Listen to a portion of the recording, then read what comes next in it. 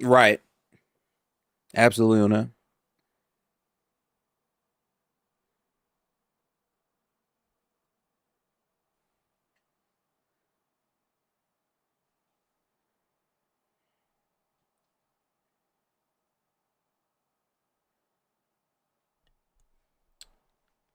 Yeah. I have the stream buffer on. First off, Wes, my dog is good, gang. Haven't seen in a minute, Brody. Haven't seen in a minute, bro.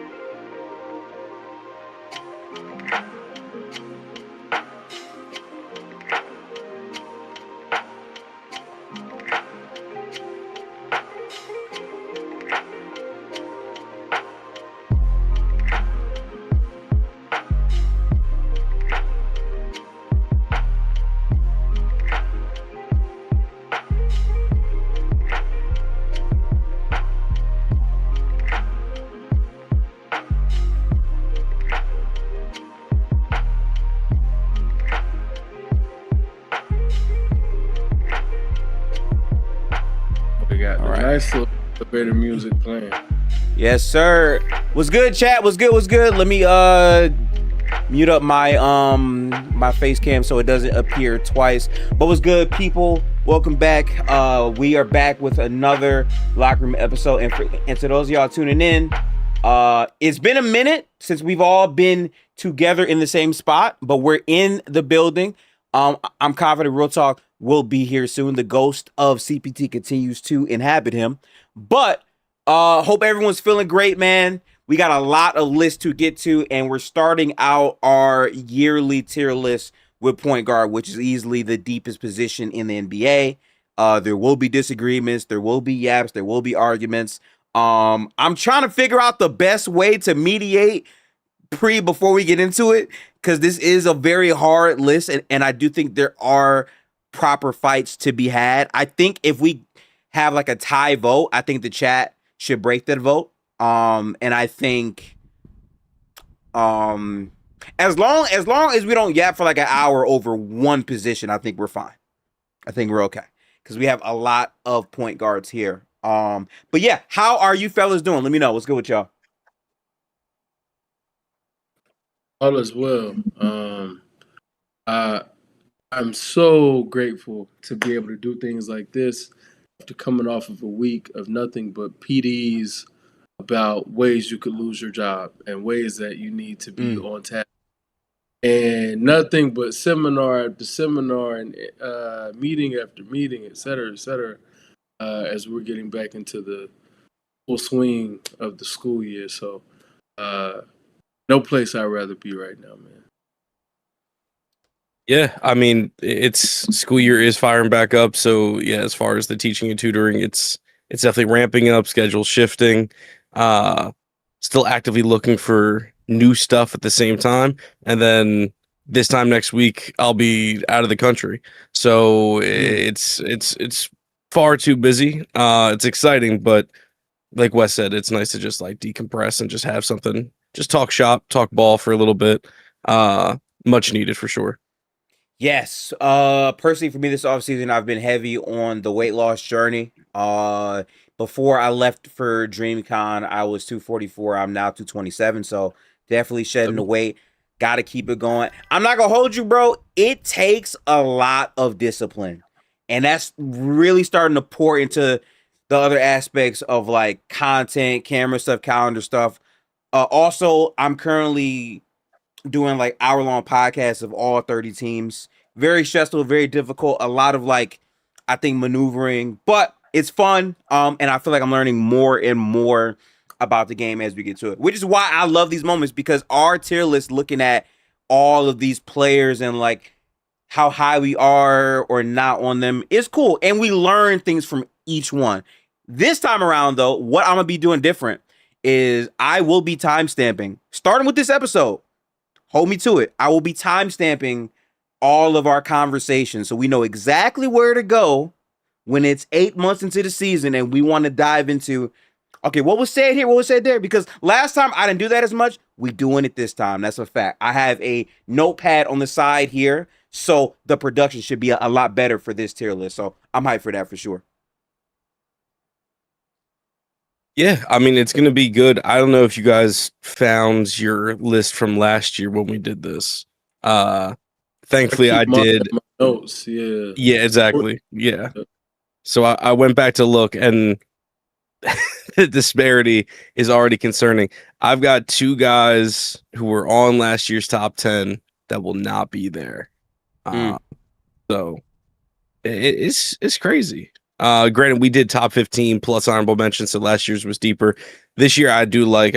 I agree with Gifted that just shortening it because we can talk for a while, but also this position is so deep that it's going to be kind of an argument everywhere. It's gonna be an argument regardless. So like, I couldn't imagine 15. That'd be like a 4-hour vibe. So I think that's honestly perfect timing for real. You know what I'm saying?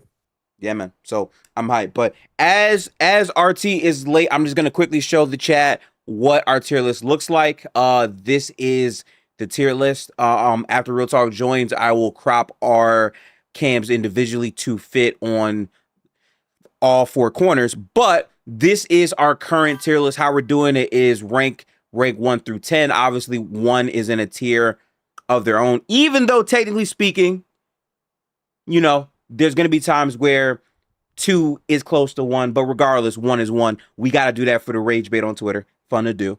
And then at the bottom, we have honorable mentions, which I believe we picked 3 of those, right? Yeah, I wrote down 3. Just Yeah. technically 4 for good 3. measure, but just because I'm like, this is where he would be.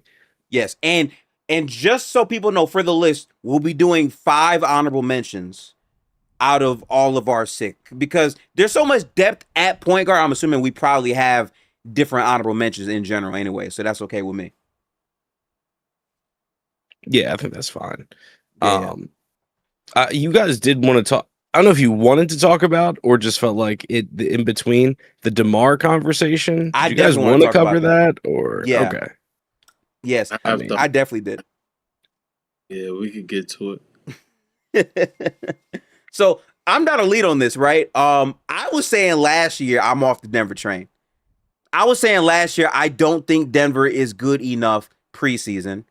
In season, after Jokic went down, I said they're going to probably still be good enough. And then we saw Jamal Murray, to his credit at least, have an all-NBA season. He played phenomenal basketball, I think, without Jokic, and they still were able to win games. Going into the playoffs, I believe what I said were, and I was wrong about this, I think in hindsight, I believe that they could have beat the Spurs, but they weren't beating OKC. So I didn't have them going to the finals in terms of my path. I had them. Okay, I'll be honest, Wes. I had them beating the Wolves. I did, but a lot of it was because of the bad process I saw in season from the Wolves. That shit didn't matter. In that playoff series, as we saw, they were exposed completely defensively. I think the bigger thing is, as good as Jokic is, offensively, he wasn't carrying overall to the caliber we think he should. In fact, Gobert did really good. And I think a huge part of that as well is that they athletically did not settle. So, you know, I say all this to say, for you to then see that and let go of a player that shot 40% from 3 on catch and shoots, I think, or maybe lower, I forget, but turned his overall jump shot around, was one of the more athletic weapons you had on the roster, and to let him walk and then sign DeMar DeRozan right after that, who's a terrible defender, on a roster that already has terrible defense, it's kind of tough. It's kind of tough. Yeah, man. The words of Frank Ocean. Wishing you Godspeed, glory. It is over. It is over. OV. And it's such a tough place, like, for me to be in, because I am such a Jokic fan. I think the world of the guy. He is easily in my top 10 favorite players ever. And probably top top 15 greatest or best players ever, rather. My best player list. So yeah, man, it's really unfortunate, but yeah, it's over. I think I just DeMar goes against everything that I felt like Denver was really about. And salute, like he will add some creation that they desperately need, but I just don't think he's a good basketball player. And I think that they have for years just lost talent.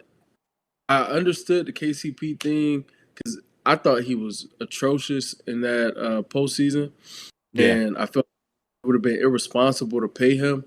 And as we can see, like he's getting bought out, and will be on the team for vet men. So I thought that was a good decision. But everything else since then has been really bad to me. And amongst the long laundry list of things, now we have losing another good young player. Although the other player wasn't young, but he was a good player. Losing these good players and bringing in lesser guys, and even if you feel like DeMar is better than Peyton Watson, he just doesn't have the upside, and he does not, in any way, shape, form, or fashion, give Denver what they're lacking in the way that Peyton did: athleticism, the size, the length, Yeah. the ferociousness, et cetera, et cetera. So I'll let Derek take over, but yeah, man, that's a tough one.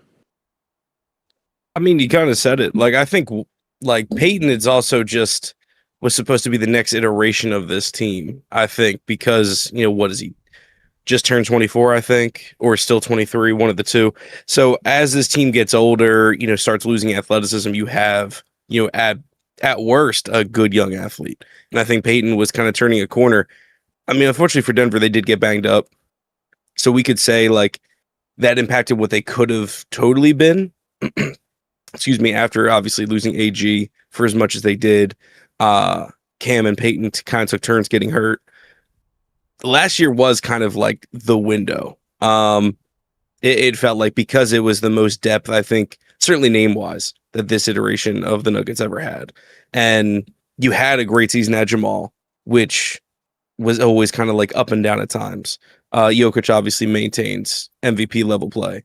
So to lose Watson, partially because of the Christian Brown contract, but also their inability to get off of Zeke Naji for some reason, like other decisions that just did not make sense in the past 2 to 3 years.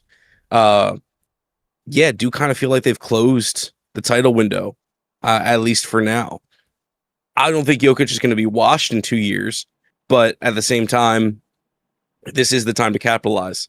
We don't know how his game is going to age offensively. Obviously, he does a ton right now without the mobility, but as you get older, obviously stamina is a factor. His defense probably is going to improve. The passing will obviously stay the same, but yeah, they're just in a weird spot where they are looking to really have to reshape this roster after next year. So we'll see. I agree with everything Wes said about DeMar. I mean, he is still a technically good basketball player, but unfortunately, the definition of like, he's not really a winning player. That's the problem. When you have, when your greatest strengths aren't defense or playmaking, and you don't spread the floor how like the modern game demands, you're just at a tough spot. Yeah, I'm gonna just keep it honest, bro. It don't matter whatever you think about who DeMar is. Losing Peyton Watson and replacing him with a wing that legitimately, no matter how you look at it, is a bad defender. I think, right? You can think, okay, DeMar's one of the best mid-range guys in the NBA. He plays with Jokic, so he's going to catch and shoot some really phenomenal long twos. Cool. The idea of Nikola Jokic, Jamal Murray, and DeMar DeRozan on a basketball floor at the same time, it's that Shannon Sharp meme. Rice, greens, potatoes, meat, mashed potato. It's free. It's free. It's free. And this is after witnessing a team that had their most athletic player on the floor be Aaron Gordon, who was injured. Like, you're asking Aaron Gordon to do so much defensively to make this work. Now, I think DeMar as a backup is kind of solid because they need some type of big I would say punch off the bench. Like, that's cool, but at the end of the day, he cannot close with this team to me. And he will. Like, he will be out there. We know this. So I mean, possibly. Look, you've still got, assuming health, Jokic, AG, Cam, Brown, Murray. I think it's still going to be their 5 closing. The Christian Brown stuff, I don't know how you guys feel. I think kind of got a little overblown. I understand the contract is not terrific by any stretch, but I think there's a lot of bad contracts. And is it crazy to say he just had a down year? Like, I don't really think he's washed at 25. There could be like a corner to turn. I'm not saying he's got all the potential in the world, like, or there's another level he just hasn't tapped into. But I think the shooting can kind of come back a little bit, and it could be all right. I just think like their defensive infrastructure is like the problem, and that's why he consistently looks so bad, especially like you said when Gordon's not playing.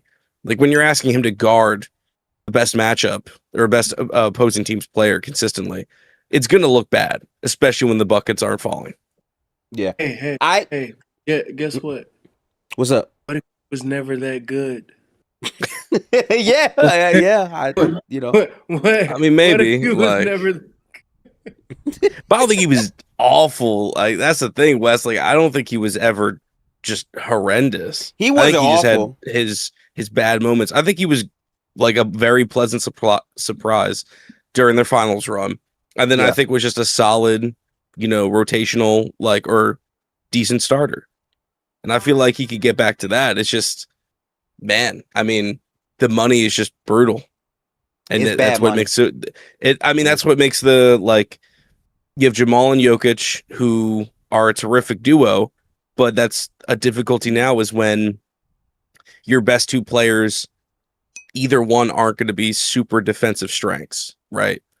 Like, I think everyone's perfect world is like you have a good offensive player who happens to be really good defensively, and then either a savant level offensive player who's like okay or like bad defensively. Jokic is obviously still one of those things.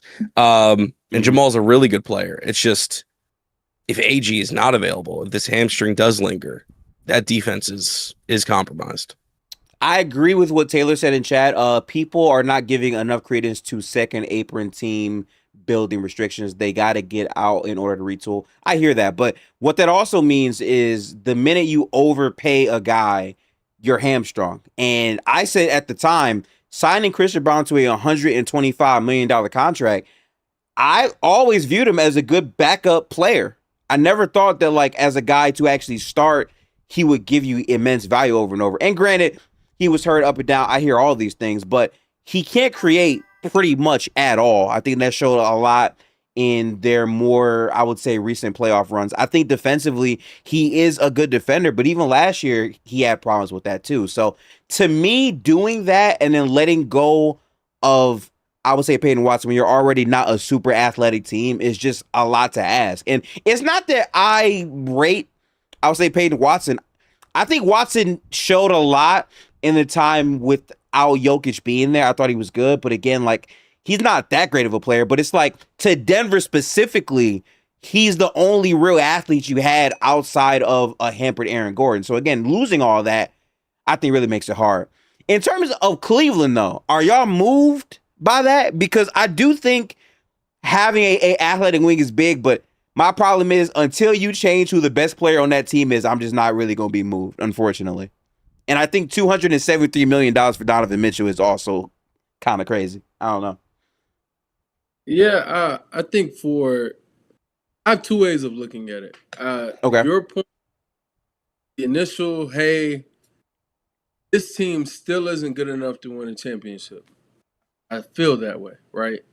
But I also have the other way, which is the glass half full approach, where I'm just looking at a team and I'm like, hey, the goal in the offseason, I think every year, is to improve. Unless you are rebuilding, you either need to improve, retool, rebuild. And I think they did what they needed to do to improve. I think they got a really nice, young asset with potential. And if Peyton is able to tap into what he did over the 26, 27 games he played this past season. I think it's a great bet. I think it is definitely worth a first rounder, and I think it puts them in a position to where they could, edge a little bit closer. And then you never know how things will break, and that's kind of the point in this NBA Right. with parity. You never know how things could break, and I think a lot of things for Cleveland could end up being matchup dependent. They find a year where they could get to ECF and not have to face, let's say, Boston or New York, specifically New York. They might be able to beat Boston. I don't know. I wouldn't bank on it, but they may be able to take that matchup. I know for sure. I don't think there's any version of the Cavs that could beat the Knicks. That said, if they can avoid them in the playoffs as a whole, who knows? What if an ECF 1 year is Cleveland and Detroit? Well, they could be in the finals. That mean that they will win it, but it just shows. I see what you're saying. Hey, they're closer to their desired goal. So I'm not mad at it. I guess if I had to give it a letter grade, I would say B+ trade for them. Acquisition. Okay. Yeah, I think I 100% agree. I don't want to echo everything that was said, but the ultimate sentiment I would take away is just give yourself a chance, and I think that's what they did here. Right. Strus isn't a bad player. It's just a matter, I think, of availability. Unfortunately, he was hurt basically all of last year, and when he was able to play, it's because that backcourt is the way it is, how small it is, defensively compromised it often is. He just couldn't make up enough for it. Watson is far from an elite defender, but I think the increase in length, increase in athleticism is a fair gamble. And to the point that the West said, it's he's got potential. This could pan out long term, or with this iteration. If it doesn't, it's Strus is what he is. There's no coming back and just being a better player. So I agree. And I keep going back to the Pacers run, I think is the most recent example of it. But just give yourself a chance. You have no idea how injuries are going to work. You have no idea what your matchups are going to be in April, May, and June. Just give yourself a fighting chance and see what happens. I mean, obviously, like we've said, and we've all agree, we can't look at Cleveland straight in the eyes and believe that this is a contender. They're a contender, but there's just certainly not a bankable one at all. There's very valid reasons to lack that confidence. But hey, man, in a competitive conference, just stay competitive, get through the regular season as healthy as you can, and see what shakes out. I think that's fair. I would agree with Wes. I think it's a B+. I think it was not a whole lot of loss as far as assets. I think the Clippers are going to be it's cool to have a good rotation player with Strus. But yeah, I mean, I think it was a distant pick that Denver's getting back. I know some Denver fans are not happy that it's not multiple first, but it's a decently valuable pick that's I forget what year it is. I want to say 29 or maybe it's 31. It's a ways away. 31. So 31. There you go. Yeah, so it's it's hard to be excited if you're Denver for that. But yeah, ultimately I think it was a good move for Cleveland, because at the end of the day, it's if they went in with just, Jalen Tyson and vibes, no other, small forward or just forward to talk about, we definitely would have been the same way. I think they tried their best to improve with the limited options that were left. Yeah, man. I'll say this, right? I think Peyton Watson, and this is sad as hell to say, by the way, Wes, but I think Peyton Watson is the best they've done at getting a real wing on the team that can blend between the guards and the bigs. So by default, it's an upgrade, because they had multiple guards who were trying to be a three, but weren't Peyton Watson to me is a real three. So that's something there. I just think the ceiling of how good the build is still goes back to your two best players in Harden and Donovan Mitchell, or if Evan Mobley can really take that leap, but I don't know. So I'll say this though, it does make the Eastern Conference harder, because I think the Cavs now have made themselves a better team for sure in season. So I can't be oh yeah, the Cavs are going to be a 5 seed, 8 seed. This team could legitimately be like a top 3 seed actually with this move. Yeah, that's a really fair point. And even to how what you take away from the trade, seeing them add a piece like Watson, and if provided help, I think he does a lot for them in the regular season. Similar to we haven't gotten into it as a pod, but some of my sentiments about Philly's acquisitions this offseason, et cetera. So yeah. I think Eli is in chat. What's good, Eli? He said, "What does Peyton Watson do, bro, other than block shots and occasionally have a handling highlight? He don't guard the ball. He's not really he's not really a real shooter." No, all that is true. I think that's valid, but I just think athletically he adds size and there's things that he can do. The shot, I'm curious about how real that's going to be. I don't think he's going to be a high percentage. He's probably 37, 38% from 3. I just think athletically what he's able to add to Mobley and then also Jared Allen, that's what I want to see. And if it busts, Jesus Christ. If this doesn't do anything for them actually, and we're like overly gassing it, that's really bad for Cleveland. So I don't know. I mean, it is and it isn't because they're in the same spot. You know what I mean? Like if Watson comes out, like I'm assuming he's going to be the starter day one. Like that's kind of the contract makes me think that. So if he starts over Tyson and Watson just stinks, from the perimeter, that defense is chopped, then Tyson comes back in, Watson turns into depth again. He was like essentially a 6-man high value rotation piece for Denver last year. So they just overpaid for that. But it was also still kind of addressing a need, especially if Strus isn't able to play. So I'm just like, right. Is it a loss? Yes, if he stinks. But is it like a horrendous contract? Not yet. It's too early to tell. I think, like, to Eli's points, I think all that's a fair assessment. I think that's a low end of Watson.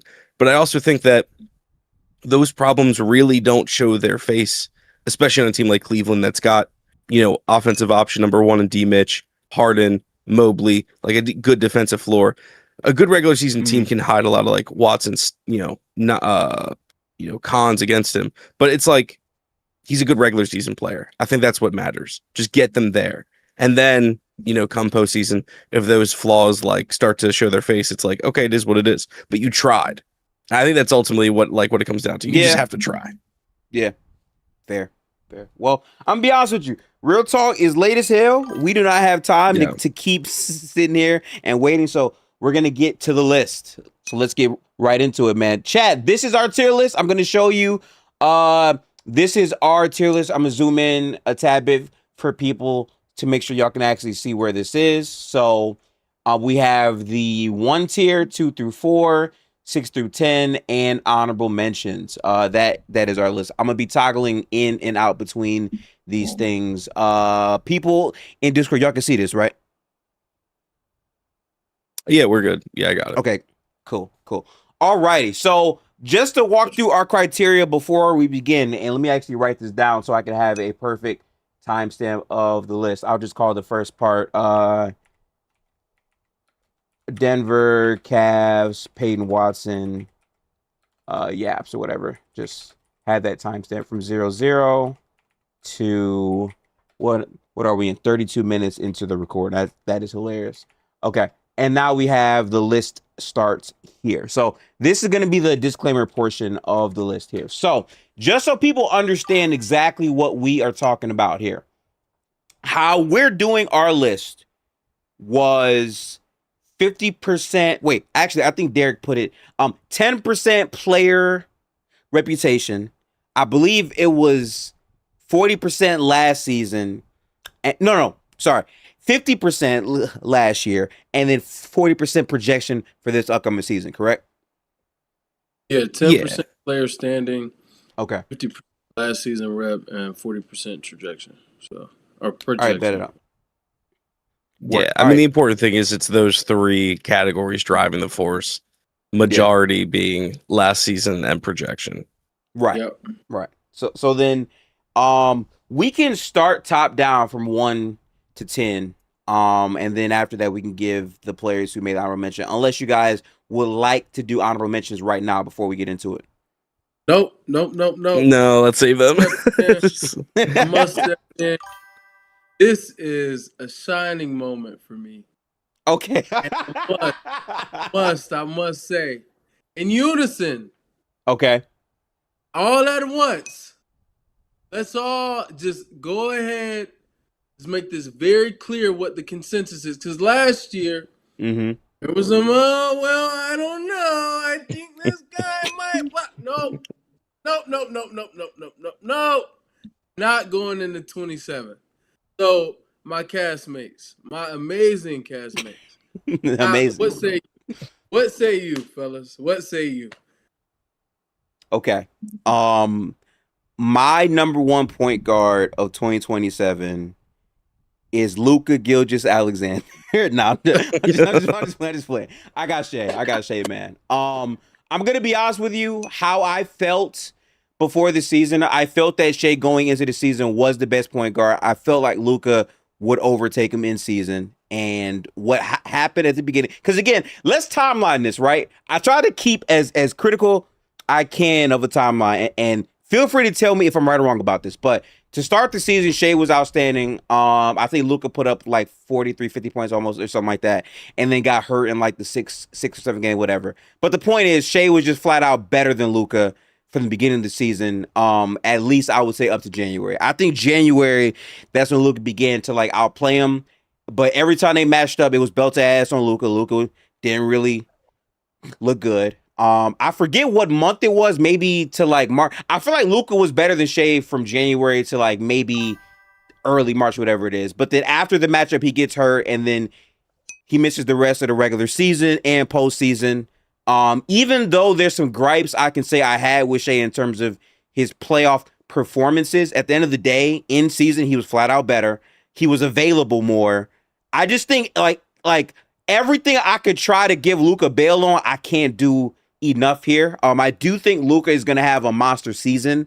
I also don't think the Lakers roster is going to be significant enough to matter in a postseason setting. I could be wrong about that, but all those reasons, I have Shea Gilgeous-Alexander as my number one point guard, chat. Yeah. So, like last year, the way I rank my players is I give them a number and then where I could have them at the lowest. So your absolute highest, your lowest, and then I put them in between. This year, it is SGA number one. Like Gifted, I had Luka last year simply off the basis I was expecting a slightly more MVP caliber season out of Luka over Shea is basically what it boiled down to. They were 1A, 1B for me. This year, it's also pretty similar, but I'm giving the edge to SGA for all the reasons Gifted said, all the reasons Wes, I'm sure we'll go into. I think you just have to respect the consistency out of SGA. If nothing else, I think that's probably the best compliment I can give him. Again, another MVP caliber season is going to be on the way one way or another. Whether he wins another one, I don't know. Voter fatigue is going to hit him like a truck, I'm sure. But regardless, he's still an incredible player, and I think deserves number one on this list. Yeah, man. Yeah. I appreciate that, fellas. You know, one of the hardest things in life to do is to be able to look in the mirror, self-assessment, and be like, you know what? You got it wrong that time. And I'm grateful, man. I am very grateful. It's clearly SGA. We call him number two around here. We hold up our deuces. And we appreciate what he's brought to our franchise, what he's brought to the beautiful game of basketball. And to Derek's point, the level of consistency, to Gifted's point, being able to start the season on that level. It's no working himself into shape. Nah. No, I need some games. Give me about 20 before I really start cooking, before I start feeling like myself. You know, it's no overly relying on 3-point variance to be a dominant player. It's It's a lot of things that we just don't have a whole bunch of fat in our game. No. Pun intended. Uh, Wow. Masterclass on the West today, boy. Okay. Okay. this is worse than when they won the finals. I gotta say, this is Yeah. more than when they I won was the gonna say. finals. I mean, but yeah, I think that's completely true. I think the fact that is something underrated about SGA. It's like he really is just kind of good from the jump. There is not a lot of warm up to his game, which is also really difficult to do because like he's still an offensive engine and just nothing about his game kind of like needs to ramp up, or even the streaky 3-point shooting. Like that just kind of Yeah. naturally flows into OKC's offense. Like they kind of have that accounted for, which is pretty impressive too. So yeah, I mean, look, SGA, I had the bar as 1 to 2. Highest was 1. He obviously was 1. The lowest I could be on him is 2nd. Yeah. Best point guard, but yeah, I think number 1 is fitting. I'm sure like this would have been a more bigger argument had Real Talk been here, but yeah, he would have been outvoted either way. It's funny because like so listen, I want to be 100% clear, okay? I think my problem is I thought Shea would have a stronger, I think sees up to a point. I was just confident that like the peaks of Luka would be stronger. And I still think peak Luka to me was better than Shea last season. The problem is it's not long enough. What's impressive about Shea is from the first month of the season to the end, even when Luka was going crazy, it was always another guy. It was, who's the MVP? Is it Shea Luka? Is it Shea Wemby? Is it Shea Jokic? And the entire time, Shea was walking shit down. On top of, because again, context matters so much, Wes. Context matters so much in life.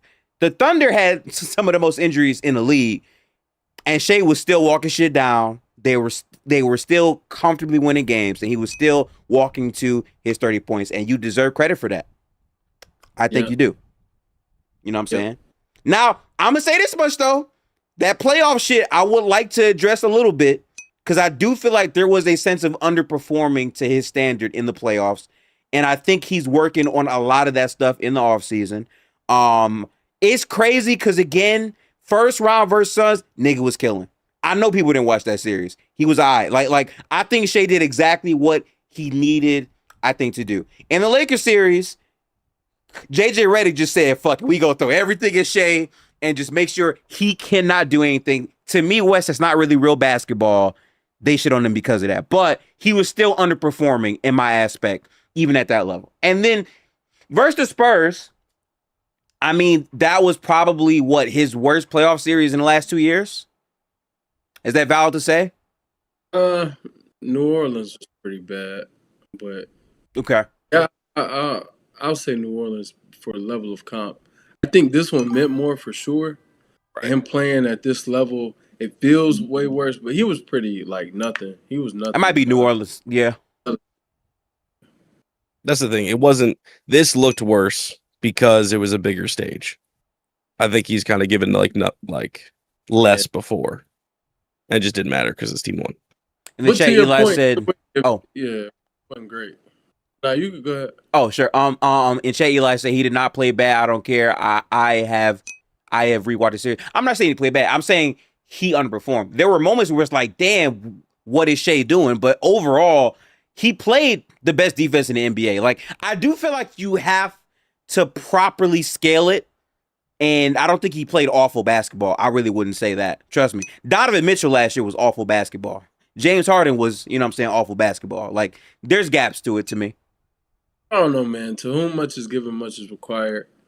And he didn't play bad, sure, but he didn't play well. Yeah. So I guess if being mid, we could meet in the middle there, but definitely not his best moment. Or from it, to be honest. Fair. Question for y'all though: do you think voter fatigue is stopping Shea from winning MVP 3 times in a row? Because he can do it. I wouldn't call it voter fatigue for Shea. I think it is this weird, like Bill Simmons level boner for Wemby.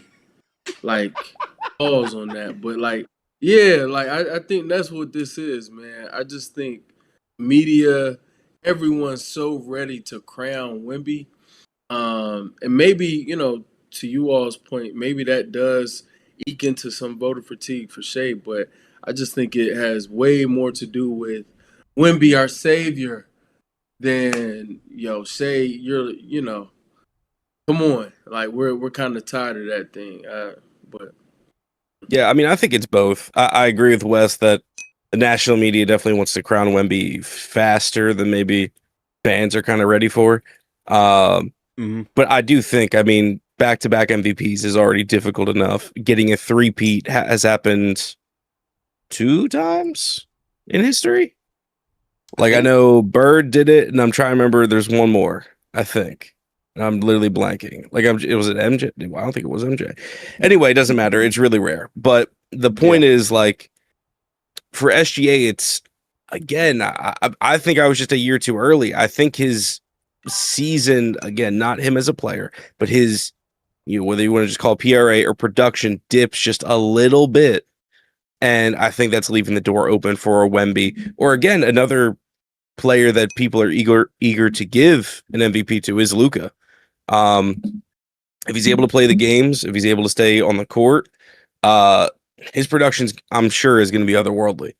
So if the Lakers are semi-decent, that also is another contender for MVP.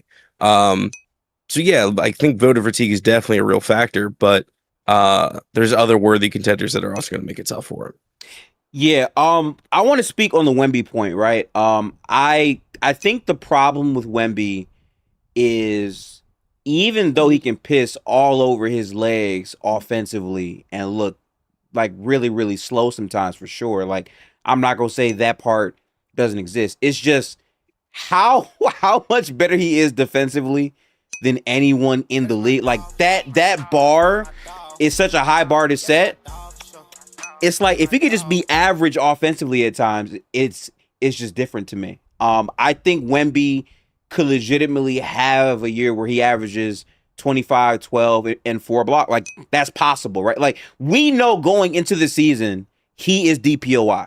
There's no question about it, ain't no conversation about it. Like, we know he's winning that. And I just think if you're that level dominant and you're a 25, I would say, guy a night, that's going to put you in these talks regardless. And I just think like that floor defensively does so much for like your unit. So that's why that is the way that it is. I'm gonna be real with you. I like Luka a lot. I don't know, like, bro. Every year he's gonna be the MVP, and I just feel like his team winds up not being good enough. And I feel like OKC or the Spurs are gonna be going band for best team in the league probably. And like his argument has to be, okay, I'm doing something you ain't never seen before, and like. He averaged 34 last year, right? Like I don't know. I don't know.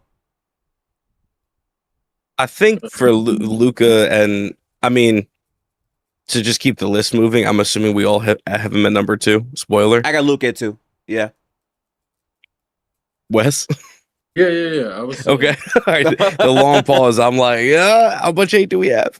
No, but I think like for Luka, it's with LeBron now gone. Obviously, it feels like, the torch or whatever has been passed to Luka as the next LA great type thing. So obviously that market's always going to draw attention. And yeah, I think the eyes are just going to be all on him now more than ever. And it's going to feel like, well, this is, I don't know how we feel about the Lakers as a roster, but people are going to come at it with the narrative of Luka signed off on all of this. This is Luka's team. He kind of helped AR get paid. How much of that you want to like give actual credence is up to you, but that's a narrative that's going to be talked about. So for Luka, it's just go out and hoop. And if you can contend in a still very good Western Conference, obviously with 2 teams, I think firmly ahead of him and his Lakers, that's going to be like the narrative push. But yeah, I mean, when he plays, he's fantastic. He's elite. I mean, there's no other way to put it. Yeah. I think Luka could have an insane, like, this is straight up a Luka team. And I get last year was, but like the remnants of Bron and You know what I'm saying? AR, like people weren't like, no, this is 100% a Luka themed team. Now, I think the shooting can come into question with some of their players every now and then, but he's gonna be like the main offensive guy. I think with Braun gone, he's gonna get even more and more reps, even more and more usage. And I think the team is gonna be good enough to be a good team in the regular season. I think that people aren't really moved by the roster, and I agree. But I think they're gonna be good enough to be a good team in the regular season, and then those actual flaws are gonna show up in the, I would say, more so in the postseason. I think Luka is insane. I still think the peaks he had in January when like he put up, I think 60 points on the Heat or some crazy shit like that. Like he was hooping, man. The variance was definitely a sight to behold because at the beginning of the season it looked very flat at times. But I mean, listen, when he's high, he's high. So I'm gonna go Luka here. I would like to see him get to the basket more because he shot like absurd at the rim, but obviously the volume wasn't really there. So I want to see more of that, in my opinion. Yeah. I don't have much to add, but Luka had too. Respect. All right, bet it up. So then we will show chat the list right now. Luka Doncic is going at number 2 on this tier list. All righty, man. Number 3, Derek, you can go first on this one. Yeah, I'm wondering if we're gonna be in unison here. To Eli in the chat, you should be happy about this pick. I don't know that you'll be happy about your guy later, but Cade Cunningham is my 3rd overall pick here. Ooh. Yes, not including the guy who just won the NBA Finals. I'm picking the other Eastern Conference guard here. At 3rd, I just think Cade is poised for explosive year himself. I think he's going to be in that 4th or 5th man hunt for MVP this year. Coming off a terrific season, great defensive infrastructure they got in Detroit. I think he's in a similar spot where he's going to have to do a ton offensively again. But he's hitting that next level. I think he's just simply way too good to really be much lower. He's, hell no. I'm not trying to like gas him too much, but I'm not seeing a lot of flaws in Cade's game right now. Okay. I think he's reached a point where his composure on offense is very, very good. I think he can basically make every read on the floor. And I think he's a full bona fide 3-level scorer. I think we're getting to the point where he just has to improve on little things. Finishing around the basket can always go up a tick. Mid-range shot selection could, improve a little bit. Obviously, every person can improve as a 3-point shooter. But he's got all the tools to get there, and I think he's been showing improvement consistently. Yeah, I mean, I get it. This might be a dig to Knicks fans and to Brunson, but I think Cade could definitely replicate a lot of what Brunson did last year. So I think going into next season, I just think I got Cade better. As you should. It was better for 82. And he had some ugly moments in the offs, but so did Brunson. Sure. And yeah. He had just a lot less help, man. I'm gonna call a spade a spade. I think what he's doing in Detroit, considering his circumstances, is nothing amazing. They do have a great defensive infrastructure. And I think Duran is a great regular season player, and he may grow to be a great postseason player. But that offensive talent is yikes, to say the least. It is yikes. And what he's been able to do to be a steadying force and night in and night out still contribute, still go, counted on to get his and, be, like I said, that steadying force is really impressive. I like the things that he's been able to clean up in his game.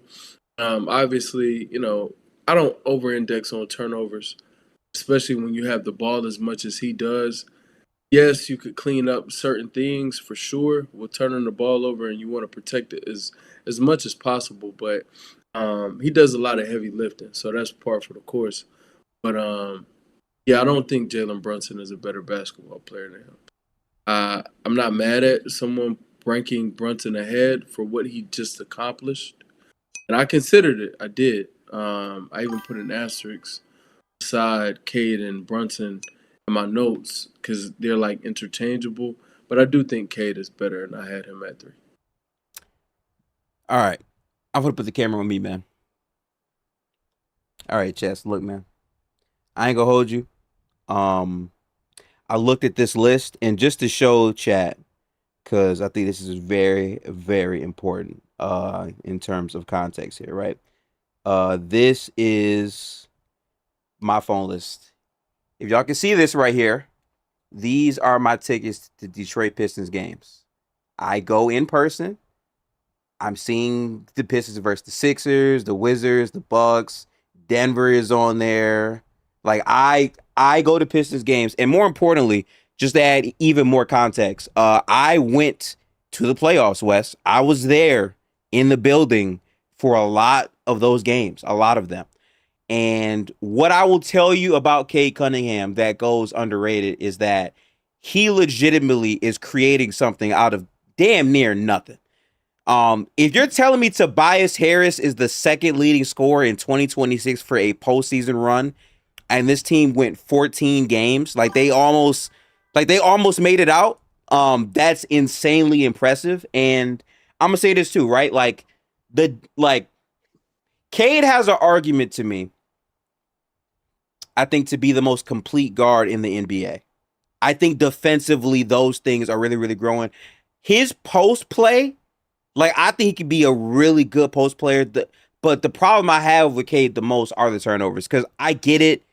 It's hard, yes, but there were so many possessions versus the Magic and the Cavs where it's like, Cade, what the fuck are you doing? I saw plays where he's literally, Wes, just dribbling the basketball, losing it. And I'm sorry, bail for me only goes so far when I think throughout the first 3 games of the first round, he had double-digit back-to-back turnovers. That's just fucking insane. I'm sorry, but I put way more pressure on that than other people do. But he was available for the majority of last year. He was a very good performer, and he played 2 sides of the basketball. I think all of those things paired with how stellar he was with his team against elimination, because I was there, okay? They was down 3-1, right? I was there in the chats, West, and I'll never forget it, right? I was watching, I think game 6 it was, right? And they're down 20-something points, whatever, to the Magic. And I got people in my chat video lapping, oh, Gifted, the Pistons are going to be out. Paolo Hoops, we're here. Paolo, the growth. And then Cade just walked shit down for 3 straight games on top of a amazing Game 7 performance out of Tobias Harris. So, shout out to Jalen Brunson. I think he had a very good year. Obviously, there is another guard I'm very, very high on. But I also have Cade Cunningham as my number 3 guard on this list. I do. I want him to show that with more control over the basketball and to use the post a bit more and up his overall efficiency. But I think with his usage and load that he has, I think Cade at 3 makes sense if I'm fully projecting, because I also think he's going to play the games as well. So I have Cade at 3. Cool. Yeah. So far, so good. Where is Cade Cunningham at? All right, so chat right now. Those are the top 3 guards we have on this list. Moving on to number 4. Who's your number 4, Derek? Number 4 is Jalen Brunson. I can only cast so much shade against the Finals MVP, who, when looking up numbers and stuff and just getting a refresher on what I want to go through. The first thing I immediately went to was Brunson's playoff statistics. I didn't even bother with the regular season, which I think is probably the best lens to kind of look at him through. He had an incredible playoff run, and I understand he has a very good team around him, covered up a lot of the flaws, yada yada. I think we understand that. He just has a clutch factor. He just has an it factor. He can just get it done in the fourth quarter. Very good decision maker. Obviously, tough shot maker. We understand what he is defensively and what he is lacking in that department, which I'm sure is a big reason why we had Cade above. But he is just, I mean, anything you want offensively from your guard, Jalen Brunson can provide. So I just had to put respect on that. I think he's going to have a similar season this upcoming season. I don't think the Knicks are going to repeat, but what he is asked to do, and lead that offense, I think he's going to do again. So Brunson here for me at 4. Same. I think that while I was really disappointed in his 2026 campaign for the regular season, Brunson showed you he still has that level he can reach. And then another gear. Like, I do think those last 3 finals games were something super, super duper special to me.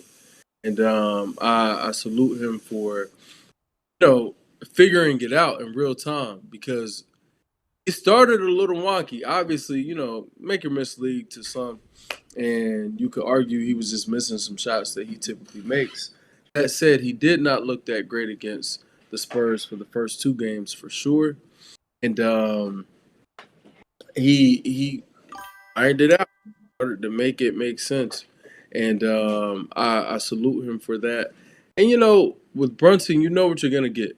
Comes to work every night. He plays through injuries. Tough player. I think defensively, though he is lacking, he tries. But I give players credit. Like, sometimes you can't help your size or what you lack physically, what you lack athletically. But he's not a player who just olays it out there. To me, defensively, everyone has a possession or two where they're not as engaged, but he does try. I give him credit for that. And then, I think he's an improved playmaker as well. And I think this year he figured out how to work better in the team construct, the team context. It wasn't the entire year just playing strictly through Brunson. He played through Cat. He had to divvy it up. He had to figure out other ways to work on the court, other spots to operate from, and I salute him for that. So he's my 4th as well. I'm gonna be real with you.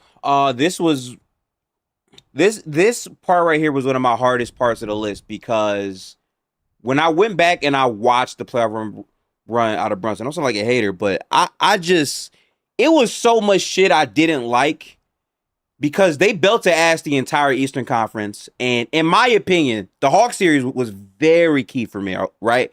Cat was being underutilized up to their last loss in that series. Right after that loss, when they used Cat more and they went away from Jalen Brunson and played more of a combination style, that's when this team was like unbeatable, basically, virtually, right? And then game 1 versus the Cavs, they're getting walked down badly by the Cavs. And then Jalen Brunson wasn't having a stellar game. But at the top of that 4th quarter, he walked shit down. Now, I'm going to say this much. Analytically, the Cavs won that game. But for Kenny Atkinson to ignore the numbers and allow James Harden to sit out there and get fried every single, that's some of the worst coaching I've seen in my life, because he just let the same shit happen over and over and over. And Brunson was making miracle. How the fuck do you guard this guy's shots? I gotta give it to him. But when we get to the finals, and I'm standing on this, I am doing a rewatch of some of the playoffs very soon, this month and next month. Tap in. We will be watching again. But from what I can remember, the first 2 games, Cat was the finals MVP. I remember that. Because Jalen Brunson was shot checking his ass off. But in the 4th quarter, it's perfect. All the shots are falling now. But I swear to God, he took 30-something shots. And I'm sorry. If I give Cade Cunningham 30 shots, if I give Luka Doncic 30 shots, if I give Steph Curry 30 shots, what? You can't say if I give Cade and Luka 30 shots. My fault. I shouldn't say Cade. but I'm saying, the amount of volume shots Jalen Brunson was taking and shit was not going in, and they're down. But then 4th quarter, it's all good. I'm gonna just make every shot now, and they win the game. See, that, like, I have to account for the other 3/4 of the basketball game, even though you walk shit down, right? Now, then after this, what I then vividly remember, and Derek was in the Discord with me for this game, so you know this too. In game 3 and 4, damn, OG low key. If they win game 5, OG could also win Finals MVP because OG was killing, right? And then game 6 is like, no, I'm Jalen Brunson. I'm gonna drop pretty much half of my team's points, and we're gonna win the series. I thought the series went 5 games. Yeah, Yeah, I think he meant 4 and 5. Oh, yes. okay. Like, I think game 5 is the game that put everything to bed. Like, it has to be Jalen Brunson. He had 40 plus. Yeah. Yeah. But so to speak on for Brunson real quick to Wes's point, he is like your typical lunch pail guy. Like the regular season is still very productive. It's not that he's coasting. It's just the playoffs is when he does take it up a notch. And so to Gifted's point, it's like, to me, Brunson, to this playoff run in particular, he had less than a handful of forgettable or bad games, which I think is the impressive part. And you're right as far as they just beat everybody up. Atlanta, we knew was not a serious team. Or got 2 games off for everybody, but that was not a serious. Despite it going 7, not a serious series. Philly, we know they were just hampered. They just had an all-out war coming back 3-1 against the Celtics. So Philly was not a serious opponent enough. Cleveland, we saw what happens live. We don't need to talk about it. And then the Spurs, again, a good opponent, but Spurs are young. They got taken advantage of lack of experience. Some of the dumbest coaching I've seen in my life in that series, by the way. I mean, that's the thing. It went from Atkinson to Mitch Johnson, head scratchers. But Brunson still performed. He really only had a handful of games that's like he was either bad or just mailed it in. Not even a handful, like maybe 4. And so that's the thing. It's like Brunson is in a very good situation, and this is maybe another thing we'll get to of like, how much does that factor in? Like, obviously Shea's just an elite performer, but he's also in an elite situation. Luka's an elite performer. He's in a less than stellar situation, but he is in an elite situation for his production. I think Brunson's kind of like a happy medium in that he is in a great team situation, obviously winning the championship, but is also in a great situation for him to showcase his skills.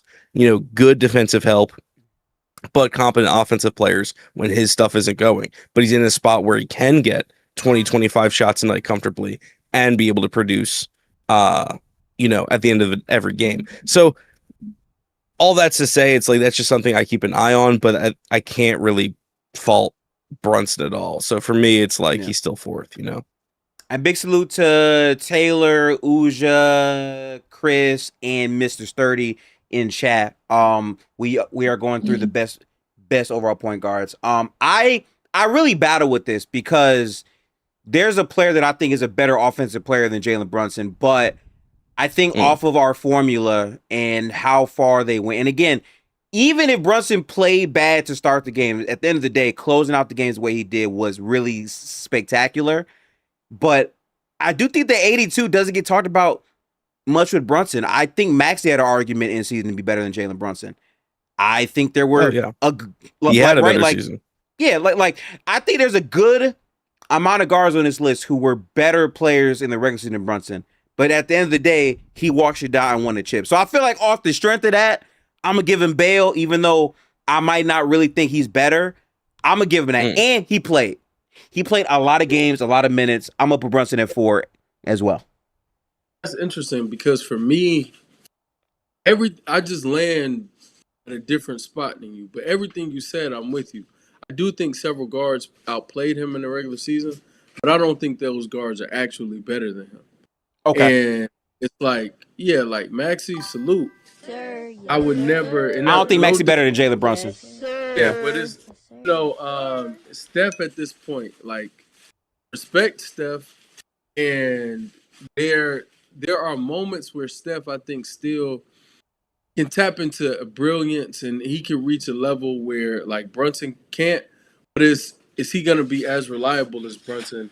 I think game 1 to game 20 of the playoffs. Game 1 of the regular season to game 20 of the playoffs, I think I'd rather have Brunson. and so forth and so on. So that's why I end up having him at 4. But I feel you on like dang, it's like pulling teeth because in the regular season he did leave a lot to be desired to me. Yeah. So I think my main reasoning that got me to put Brunson here is I just think of all the guards I'm gonna name, he has the most clear-cut case because of the final boot. And again, it's not like we're saying he's at 2 or like at 3, which I think people are gonna be mad that he's not 3 for us. So I'm all right with putting Brunson at 4. That's okay. I'm gonna accept the reality of that. So all right, moving on to we have 1, 2, 3, 4. Right. Okay. Oh wait, I'm sorry. I gotta change this from 2 to 5, actually. So let me change that range here, chat. This is our current tier list. We have Shea at 1, we have Luka at 2, we have Cade at 3, we have Brunson at 4. Coming down to the number 5 list, what do we have? And I can see that point, Chris. I was gonna say, so before we do that, I feel like I'll answer DZ's question real quick. I forgot about that. My fault. Yeah. No, you're good. You're good. Like, so DZ asked, how many conference finals MVPs do we think Kobe would have won when he played, and would he be looked at differently? I think the conference finals thing, that award, quote unquote, being so young, it hasn't affected anyone yet. I don't think we look at Caleb Martin having a final conference finals MVP. Like, does that really change anything? He might not play this year. Like, it being a rotation, I mean. So, don't know. To Kobe, though, I think you can say Kobe would confidently have 3 conference finals MVPs. And I'm talking about the latter 3. So what is that? 08, 09, 2010. I respectfully don't think he would have gotten any with Shaq. I think the best case he would have had would have been 02. And I still think Shaq was still seen as the best player. That's fine if Kobe performed. It's not to say he didn't.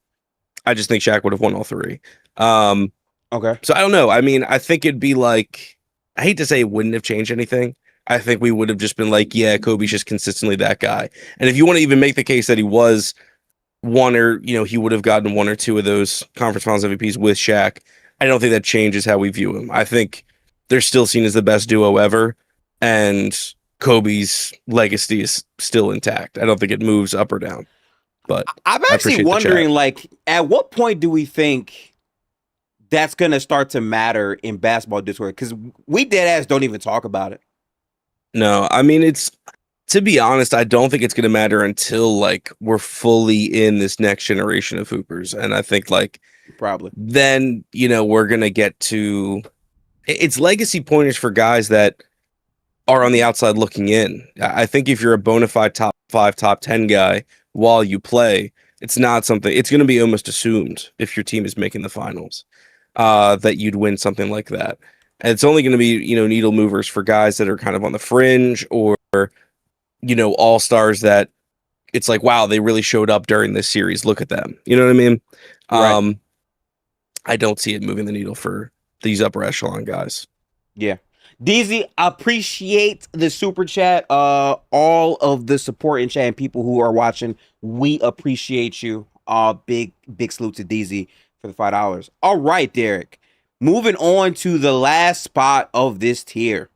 Mm-hmm. I think this is probably the harder one as well. Yeah. Now, 6 through 10 is Murderer's Row. Because you know what I'm saying? Who do you got at 5, Derek? Talk to me. Yeah, I mean, I think the Murderer's Row starts here. Because I think this is when our list firmly differs. I've got Tyrese Maxey here at number 5. There are other options that could go here. I imagine Gifted's going to have one in a second, but I think Tyrese Maxey, coming off of last season, where, if I'm not mistaken, did hold the title again for most minutes played. I think 3rd or 4th in scoring title.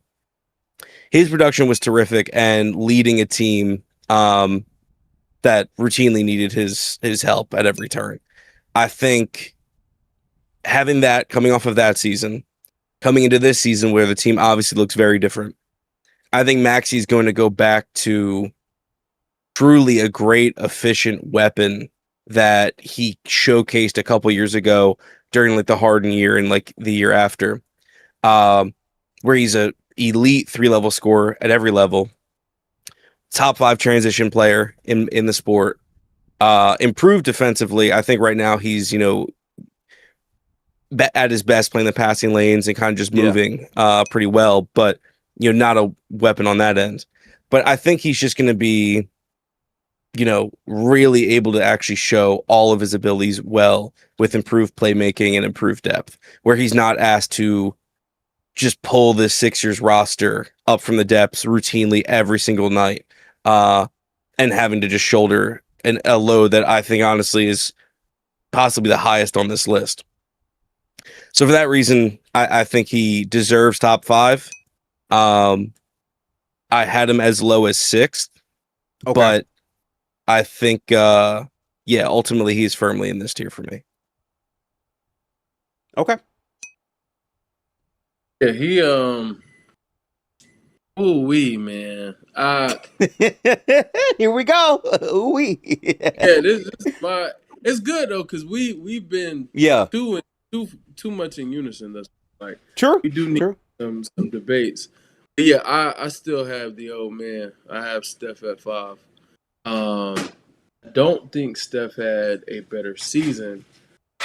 That said, like I was having a conversation about Brunson, and if I had to pick a player, I may be wrong. I'm fine with being wrong. Hopefully, Maxey does prove me wrong, but right now I would still pick Steph. I think that he still has it. I just think he's been on a really, really interesting team, to say the least, that has kept him from being able to get into the postseason and really show how much he can do. And also, though, another point of why he did land at 5 and was close to landing at 6 for me is the health concerns. I do think there are health concerns around Steph. For every player who ages, you're just less reliable, less available, and that happens. But yeah, I still have Steph at 5. I think the offensive guru. He's wildly consistent for his age. I thought he was really consistent this season, in a manner in which that I thought he was tailing off a few years ago, and it was like, oh, he reaches a certain point, and he almost needed to get hurt so that he could get back to a certain level of play. Because if he played too long, 2.5 months of Steph 2 years ago was going to end up in some tour dates for sure. Like he just was going to lose his legs. I felt like he did a better job this past season of just being a consistent cog and someone you could depend on offensively. But that's my 5, man. So, as someone who is the Warriors fan up here, I'm gonna probably rep my set. As someone that watched some of the shittiest displays of basketball, or just like the definition of mediocre hoops, but I like basketball. Like I watched a shit ton of the Bulls last year. I'll be on that. It's weird. I'm gonna be real. Steph definitely still had it last year. I think the biggest stretch was when they played the Spurs back to back, and he was just like he still has that it factor. And then when I dove into the numbers, still has a plus, I believe 6. I would say on offer last year. Butler literally went down, and like we were like, okay, the season's over, and he was still pretty good. But the efficiency to me, like, I'm still surprised that he's at 62%, if not higher, true shooting. He's still taking 11 threes a game, and he only played 43 games, which is tough. It was like a weird knee injury that he's never had in his career, and I don't like the way that he talked about it, because he did say that it's a new normal for him. And I do want to point out, he's literally 39 years old. Like, I didn't think about this until I made the list. Like, I'm going into this season expecting Steph to still be great, and he's an anomaly for position. Like I can't think of a 39-year-old point guard that is still at a top 5 level in the game, point guard wise. Like that's kind of insane to me. I think that Butler coming back mid-season is going to be a good thing, but this team is still very much mid. They pretty much made no real changes. The biggest highlight, I believe, is Yaxel Lendenberg, which is sad, but it's true. But I still think Steph Curry is Steph Curry, and I think my reasoning for having him over Maxey this season is the load that Tyrese Maxey had to carry last year, he doesn't have this year. I think this team is filled with a bunch of talent, and I think because of that, I don't think he's going to have the load argument over him anymore. I think the injury stuff is very real. I think Max is going to probably play 70 games. I think Steph is going to probably be between the 55 to maybe 65 range.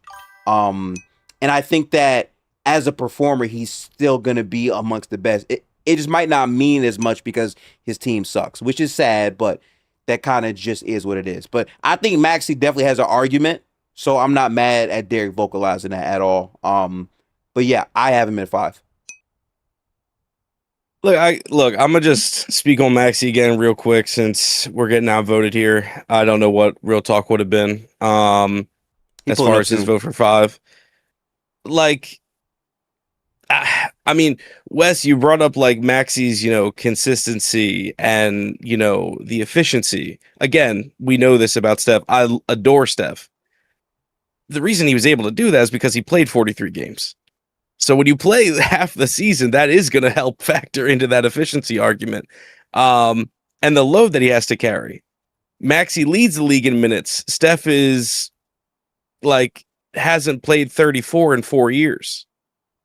So, I don't love that Steph last year was higher than Maxey because of expectations. They're going to possibly play more meaningful basketball and the load he has to carry. Then when Tyrese has the load he has to carry and Steph doesn't, it's like, well, it's because, Steph was hurt, so it's benefit of the doubt. I think because of projections is why and off of last year alone, is why Maxey has to be higher off of those two standings. To Gifted's point, he's 38. He'll be 39 at the end of this year or something like that. Right. I am banking on the injuries, unfortunately. And yeah. I adore Steph, and I agree he is an anomaly. The fact that he is in this contention, and I had him 6, spoiler alert. The fact that he can be a top 5 caliber player at his position is outrageously impressive. And I think Steph will still have moments like that. But to your point, Gift and I have had this conversation numerous times. Steph will have a month where tour dates will arise. He's inconsistent. The team stinks and he stinks. And then, of course, the injuries start mounting and stuff like that. And then he'll have these moments where he's back absolutely frying. But Steph didn't play 2 whole months last year. And while we hope and kind of expect it won't be that bad, I think 55 games is a reasonable expectation. Going up above that would be kind of surprising, especially if the Warriors do really, really stink.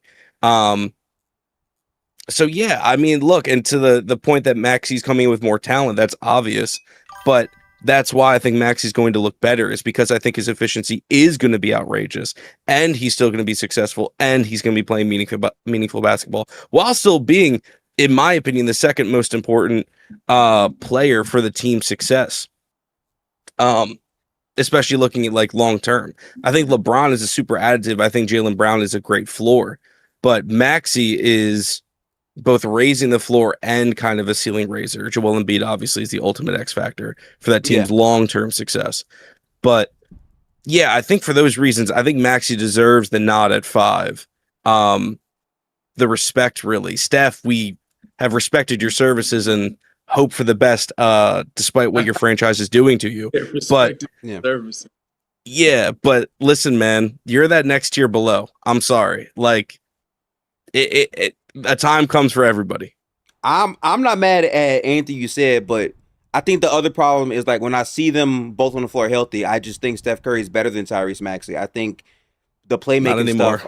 I think the playoff series we saw last from Tyrese Maxey versus Boston shows that's still a problem for Tyrese Maxey to me. I think the talent's way better though. So Maxey's help isn't factoring into why that looks so bad. I think Steph would have played better than Tyrese Maxey in that series. But that's not I don't love that anyway, because there's different rosters and talent and whatnot. I just think Steph Curry, naturally, by the way, is a more efficient player than Tyrese Maxey. Like, even before this season.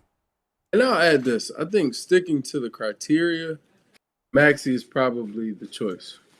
Correct. I couldn't escape me feeling like Steph is just a better basketball player still.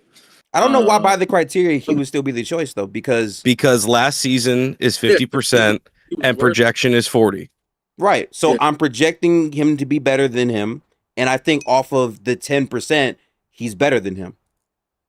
I think Maxey clearly had like this. That math doesn't add up. If 50% is last season and Tyrese had a better last season, that's half. And then that's half. But and then if you get to break your own tie, I guess, to give this. Yeah. Because then it's a tie. It's 50. Maxey gets 50%, but then the other 50 goes to Steph.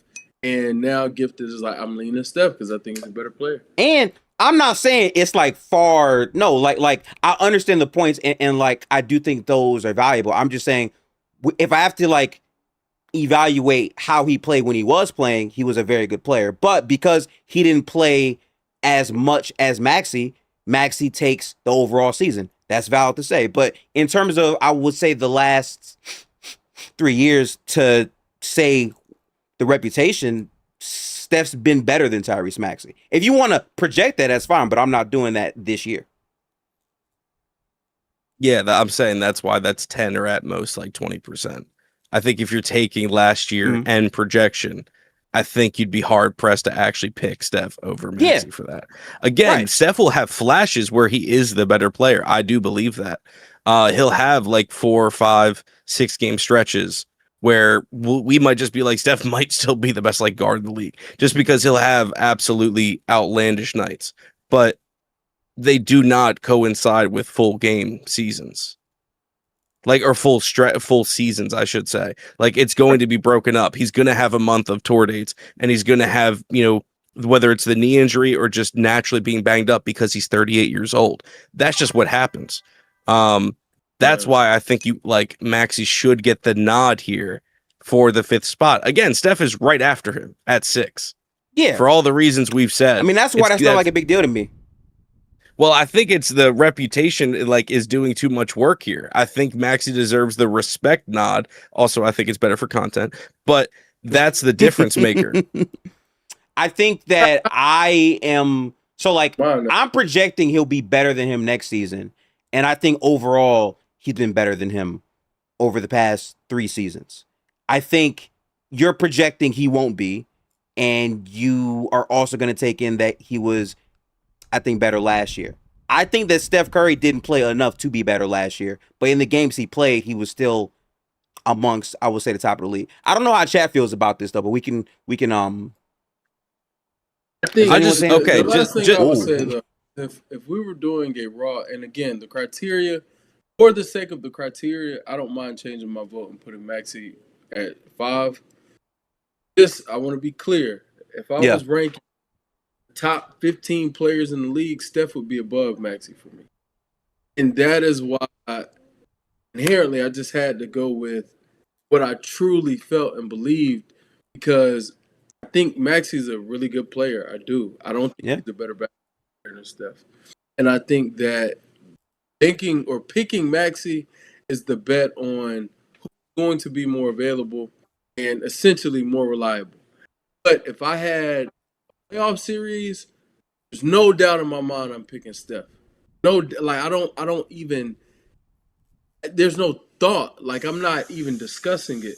No, this is no disrespect to Maxey, because I do think he's a really good young player. He's just not better than Steph to me. So that's why I went with Steph at 5, because part of this to me still is picking who I think is the better player. Is better at basketball. Really why I picked Cade over Brunson. I think Brunson, granted, the criteria is still, I think, could go to Cade for sure. But I just think Cade is a better player than Brunson, even though Brunson is coming off of a championship and did, some really, really great things in that run that probably have earned him the nod. It's like, nah, I think Cade is better. So that's kind of how I voted. Okay, fair enough. I'm gonna read some of the chats real quick. Taylor, oh, by the way, this is insane foreshadowing. I think LaMelo has a better year than Maxey and Curry next year. Chris says Steph clears them as a shooter, passer, playmaker, and they're the same level defensively. I just don't see the argument outside if he plays more minutes. Talk about Steph in the play-in game getting outplayed by Goodwin. Why do people not bring up Tyrese Maxey's series versus the Knicks? Chris said 27 on 63% true shooting with great playmaking and a really good passer. Yeah. But I'm curious how y'all did the projections for like the injured players because again, we're gonna get there. But let me introduce Real Talk to the show. How's it going, Real Talk? You are extremely late, but you're in the building. How's it doing, brother? I'm well. Apologies. Wild night last night, right? So I'm just getting up. Okay, that makes sense. Yes. Hunt cannot hang anymore, bruh. Hunt cannot hang. I suppose that y'all, still have done a reasonable job on the list. I am interested in seeing the arrangement of it. Yeah. 'Cause that's where the real argument is, really, for this list, probably right at the top. Yeah, so, you kind of you timed that well for that.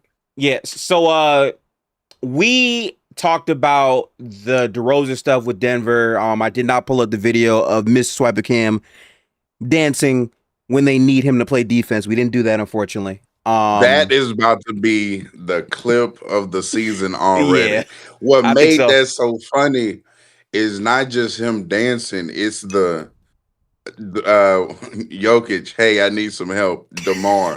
Because that's going to be used, it's going to be able to be used so often. Oh, yeah. Hey, yeah. Jokic needs some help, DeMar doing a bad closeout. Jokic needs some help, DeMar getting cooked in ISO. Jokic needs some help, DeMar open threes, can't hit them. You know what I'm saying? Yeah. So it's going to be used so often. I love it. Bro, I saw a tweet. I don't know. Listen, this is why I'm still on the app, y'all. There's a tweet that said, what are you going to do when you have DeMar DeRozan guarding you on the perimeter and then you drive and then you have Jokic at the rim? We're going to be a great team. Love Twitter, man. Love Twitter. It's a great time. But yeah, so far in the list, and I am time stamping our list this year, Real Talk, to make sure we can go back to our preseason conversations. We have Shai Gilgeous-Alexander at the number 1 position. We have Luka at 2. Cade is at 3. Brunson is at 4. Steph is at 5. And it seemed like we had Tyrese Maxey at 6. I had him at 6 too. I know Derek had him at 5, and I know Wes also had him at 6. So I think unanimously Tyrese has to be 6. I don't think he's any lower than 6, probably. So Real Talk has him at 5, and then we open a poll. Right. Yeah. No, I think Steph is better than Max. I'm actually not the highest on Maxey at all. 6'1", 2 guard, interesting. Lack of real pull-up talent in the mid-range is a concern for me. The lack of isolation game for a player that's quick and can shoot is odd. Yeah, I'm not the highest on to be honest. Okay. I think LaMelo's a better point guard than Tyrese Maxey. And now we get into the I think Halliburton is better than Maxey. Halliburton is definitely. Are we doing Halliburton? I left Hallie. He's on based on your list. Based on your list, yeah. He's not this high. Whoo! All right, so real quick, before we get into this, I'm gonna time stamp the 6 through 10 discussions since we're doing 6 through 10 here. So let's start with Derek. Who you have at 6? I know. Well, no, I think most of us have Tyrese here. He's here, so we should probably move on to number 7 then. I'm gonna be real with you, bro. It's hard. Okay, word. Oh no, sure. No. You got it. You got it. No. I'm not leading it. I'm just, you know what I'm saying, boom, boom, boom. But you can go ahead, Derek. Oh, okay. Yeah, I mean, this is where it does change. I think this is where it gets difficult. I think for those who are just joining or need to get caught up, like SJ and Luca were 1 and 2. I think that was pretty clear for everybody. Cade and Brunson were 3 and 4. I could have been lower on Brunson for what it's worth, but again, 4th is how it landed. Yeah. Maxey and Curry were also right next to each other for me. I could have been on either of them as high as 4th, so they both actually could have been higher for Brunson. I chose not to, but that's where I viewed him. And then as low as 6 for both of them. So yeah, from here is where the names get kind of crazy and the range jumps. Yeah. At my highest evaluation, and again, projections doing quite a bit of work here because this guy did not play last year, but this is where I have Tyrese Halliburton at 7. Okay. Feel free to. What a guy. Why is that, Derek? Oh, yeah. I mean, look, again, missed all of last season due to the Achilles, sadly. But Tyrese Halliburton, before he got hurt, was one of the best playmakers we've seen in the league in recent years. Terrifically efficient. Defensively, I mean, now we're kind of entering the tier of if you get steals, cool, is basically our point guard metric. No one here is exceptionally exceptionally good on the defensive side of the ball, but it's just a matter of effort, attention, and IQ. I think most of these guys do end up bringing that. But Hallie's also one of the smartest, if not potentially the smartest player left. I think his best trait is possibly the best trait that any point guard should have, and that's decision making. I think Hallie's terrific on that. Obviously, we have to wait and see what does the burst like coming back off of injuries. The biggest question. But he's also coming back to a team with talent, so he can take his time. And I think, the Pacers will probably start off pretty slow, trying to gel and get everyone back into rhythm. But we've seen what Hallie can do, in some short, stretches, like, 2 months or 3 months or so. I can play exceptionally well. So I expect him to get back to that level. I expect the Pacers to be good. So yeah, I think no argument for Hallie being like off the list. I think it's a return to form. Okay. All right. Real talk. Who do you have at number 7? Well, at this point, we're already off of order because my next point guard until he's on the list is going to be LaMelo. Okay. I think that LaMelo Ball and Halliburton, I think they do share a lot of similarities in ways. And I think that for LaMelo, this is going to be like the first time in LaMelo's career where he's not going to be tasked to be the best off the dribble self-creator on his team, which kind of forces him to be the one to kind of isolate in pressure situations. Like even last year with the Hornets, we saw like play-in game time. Nobody else could create a shot off the bounce. It was like, yep. Hey, LaMelo, we need you to do this, even if that's not the strong suit of your game. And so I feel like there's a version of Halliburton, Pascal going on as far as LaMelo Ant to where, okay, Anthony Edwards now is the isolationist on your team. You don't have to do that. So now we can lean more into your strengths, which is, passing, playmaking. If you do isolate, maybe it's in more advantageous situations where it's just like against switches on bigs like Halliburton does. Another knock for me a tad bit for Halliburton, because I just want to see it, is Indiana's not going to be in, 5-out spacing like they once were. And for a player who already kind of was questionable off the dribble, beating people cleanly, you know what I'm saying? With it now, a big's going to be in the paint. How does that look for him?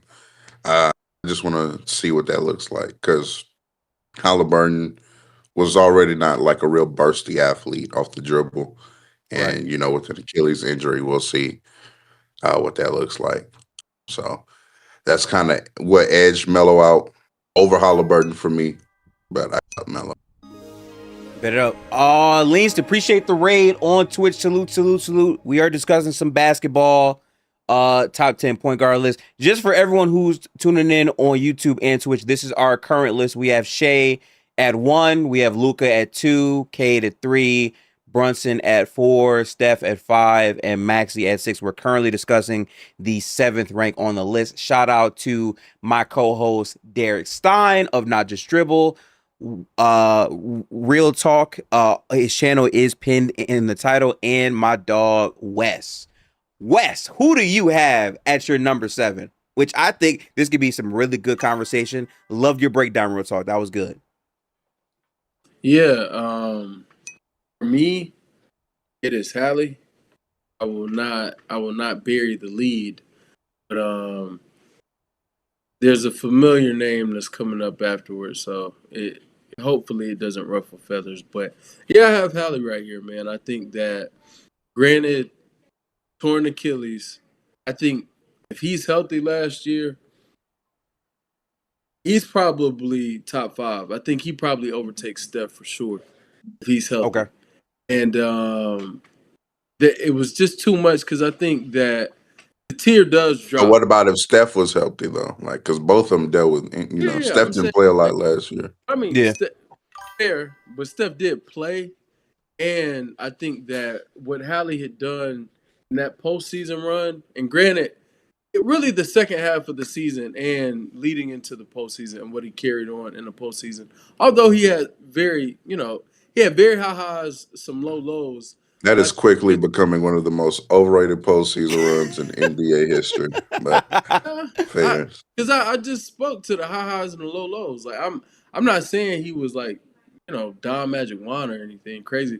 But he did play at a level that I think needs to be respected, and also taking into account that this is a young player who's still growing. And I think he had an offensive floor that is so ridiculously high with his playmaking and what he added if he is as an offensive engine. I think even the name you mentioned, like LaMelo, as great as he is as an offensive engine, Hallie's even better.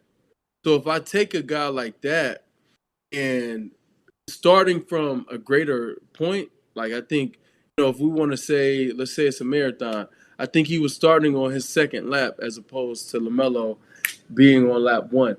I'm gonna bank on that talent, that youth level of production, and the headiness. I think he is a very mature player, very poised on the court, just further along in development. Bless you. But yeah, I would have Hallie here, and I'm banking on big things from him next year. I think Hallie, he's not my favorite players at all. I do respect him as a basketball player, and I think that he could have Indiana right back, if not contention, in that tier right under contention, and that carries a lot of weight for me as well. Like how what he does adds to the cause, and the end all be all of trying to win, how important being a championship level player is. I couldn't shy away from Hallie at 7. All right, I'm gonna read off some chats before I give you my name. Chris said people don't like to say how perfect that offense was for Halliburton, and I don't know how the fit with Zubac will be like. I'm gonna get to that in a minute. And then in chat someone said there's a reason the Hornets traded LaMelo. We'll get to that. And the last but not least, from Basketball Sports Energy, franchise.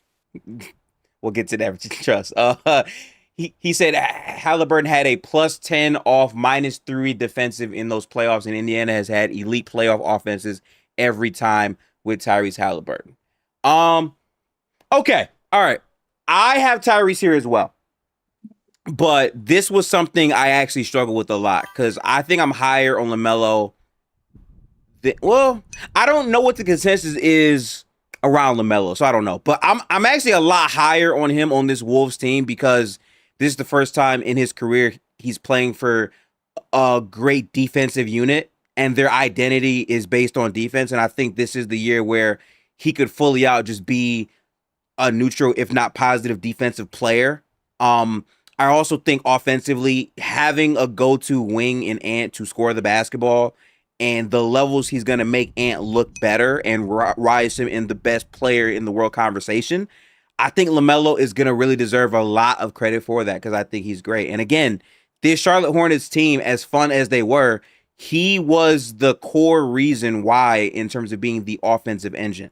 When he was on the floor, Khan shot the ball way better. I'm sorry. Like, he was playmaking for the whole year, but there's also flaws in his game. I mean, listen, the best game you could watch to understand who LaMelo is, in my opinion, was the playing game versus the Heat. Because he was on so much bullshit, but so much amazing. We cannot win without you. Like, that was the perfect encapsulation of what his game is to me. But I just think he has so many better defensive and offensively leaning guys on the roster. This could be the best year of his career.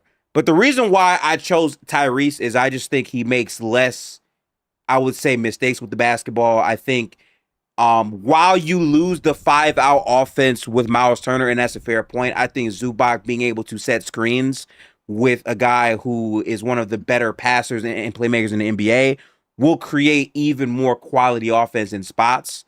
I also think that he's bulked up and gotten stronger, which means he could get downhill a bit more to the free throw line. He tore his Achilles, so obviously we got to see how all of this looks. But anytime a playmaker gets a good screen, you get more room to make a more advanced type of read. And I think Zubac actually is just flat out a better player than, I would say, whatever Miles Turner was. And I think the bonus possessions he will, I would say, generate will lead to more ball movement from Tyrese Halliburton in these spots. So for that reason, I'm going to go Tyrese.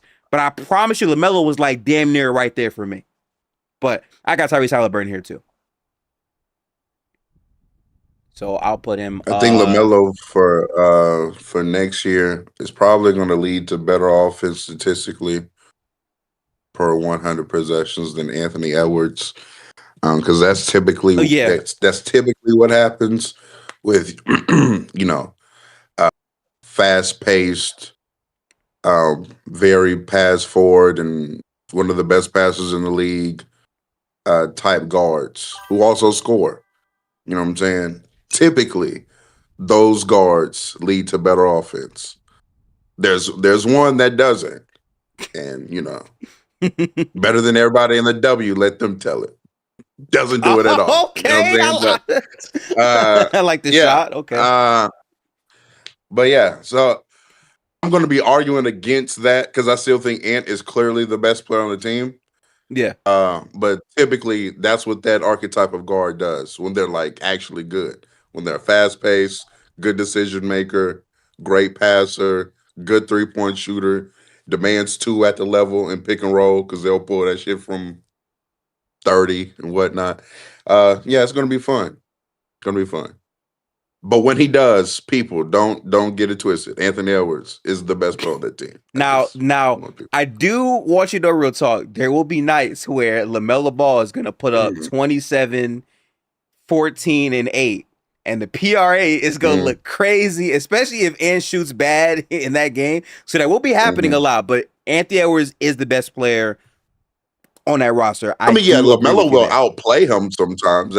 I mean, that's fine. That's, 82 games, but yeah. I'll be honest with you too. Like, I don't know if this is gas, Derek, but like, I promise you, if Tyrese didn't tear his Achilles, I wouldn't even say Brunson's better than Tyrese. Like, that's how high I am on who Tyrese is. But out of grace and respect, I'm putting Maxey, Steph, and Brunson over him. But I truly feel like he could be better than some of these guys. I don't know for sure. We're gonna find out. For sure. I think if Hallie comes back and he's Hallie, he's in a combo with Cade, the third best guard in the league. And he probably loses that for me. Yeah. Based off of, how much I've grown on Cade. It's very rare that I don't like a player and then I end up liking the guy. Cade has been that for me. I was not a fan of his. Now I'm a fan. I think he always, I could always acknowledge the talent, but I wasn't rocking with him. But yeah, so I agree with you.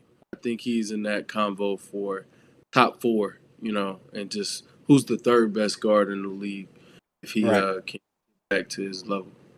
All right, Chad. This is our current list. This is the top 7 point guards in the NBA. We have Shea at 1, Luka at 2, Cade at 3, Brunson at 4, Steph at 5, Maxey at 6, Halliburton at 7. Now, this is where we really start to continue to get into the weeds. Derek, who is your number 8 point guard of 2027? Talk to me.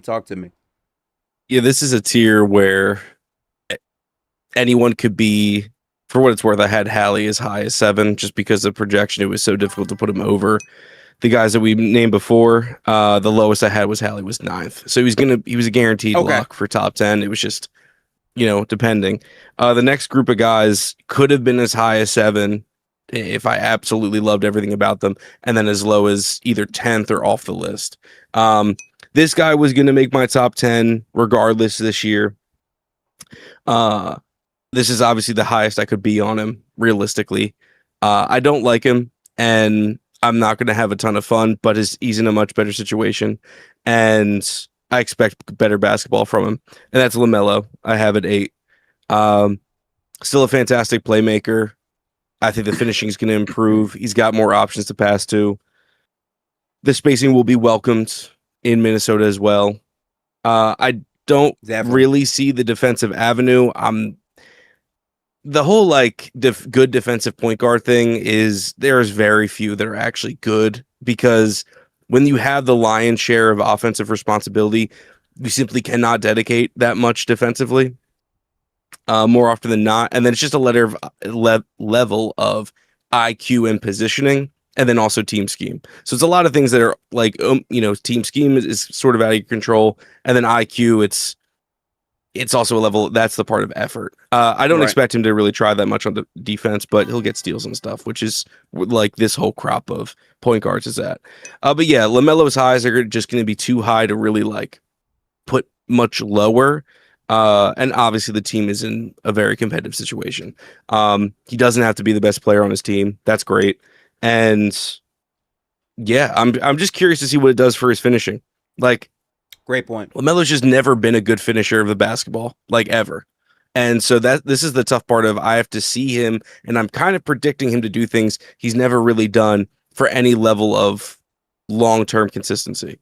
So it would be a first for the kind of high he could reach, but he does have the potential to do that. Fair. All right. So that's who Derek has at his number 8 spot. Real talk. Who do you have? Well, sorry. You have him there. I guess he just makes it because it seemed like the consensus would be him here. Yeah, unless Wes gonna pivot. Yeah, Wes, did you have somebody else? He was my 8. So okay. Then yeah. yeah. So cool, because I also had him 8, so that works out then. Where's the middle? Boom. I must get some hate in. This is not a reflection of what I think of him. This is a reflection of the rest of the players who are left to be ranked. Yeah. But salute, man. I hope he has success in Minnesota. And continues to put on his ridiculous fan base. I mean, he has such ridiculous big fan FC. base. We strong. Big FC. Terms of, like the population. He has so many fans. And at times it feels unwarranted, but here we are. Agreed. Yeah. Salute to all of the real ball knowers who can see a diamond in the rough. People just, they always want to ignore the rough that the diamond is in. You know what I'm saying? We was out there balling with Taj Gibson and them not too long ago. And because of that, the whole league has, man. Get the whole league ball with Taj Gibson. That is not the name to shout out. 12 years ago when he was good, I'm saying he was playing with him in 2020, 4? He was washed as hell. Yeah, come on. So, that's all I'm saying, man. Peak YMCA hoops. With Russ and OKC, man, he's been bad for a while. It is. We don't even have to get on that. It's gonna just turn into hate. W West. Keep it moving. W West. Yeah. Real quick, last comment from Taylor in chat. Bad defensive point guards are not bad because of offensive responsibility. They're bad because they're bad. I think that's case by case basis. Hard I'll be disagree. real with you. Yeah. If you've played this sport, you know. I mean, I think we've all played at some level.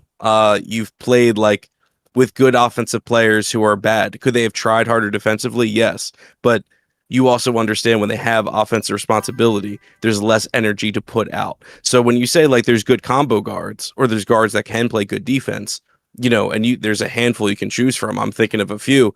Are they really offensive engines is the question. And we're talking about offensive engines. So when LaMelo doesn't play well defensively, or a bunch of these other guards, I really don't tax him that much on that. I tax him on his positioning and is he paying attention? If he gets blown by, he gets blown by. That's fine. That happens to everyone. But if you're just like falling asleep or couldn't care less, don't call out a rotation, that's the stuff that everyone should be able to do, regardless of size or level of work. Well said. Well said. We can move on to the next part on the position for the tier list. 6, 7, 8. Numbered. He said he'll cook you in real life. That's not what we on. By the way, that's not what he meant, but fine. Anyway, moving on to the number 9 spot on the tier list. Derek, take us away. Who you got at 9, Derek? This is brutal. Actually, after this is really difficult because this guy was an All-NBA player last year, so I feel like I'm kind of just giving him grace. His team kind of got worse, but if he plays, he's going to be really good. So this is where I had Jamal. I'm really not committal at this part of the list. The case for Jamal Murray is, really well-rounded offensive player, and that's pretty much it. I don't know. I mean, obviously, we think Denver's going to be worse this year, but I don't see why Jamal Murray can't kind of replicate what he did last year. So, I don't know. Again, you can throw out other names, and I'll gladly listen, but I think we're kind of entering a tier now of just a lot of good offensive guards. Okay. All right. Well, the person I have next is James Harden. Unfortunately for Jamal, this means it's getting spooky. Last couple playoff runs, James Harden has been a better playoff player than Jamal Murray. Yeah, I was gonna say that. And so then I say, okay, even if Jamal is slightly better in the regular season last year, maybe. And I don't even. James Harden was hooping last year, by the way. I just want to remind people in the regular season he was hooping.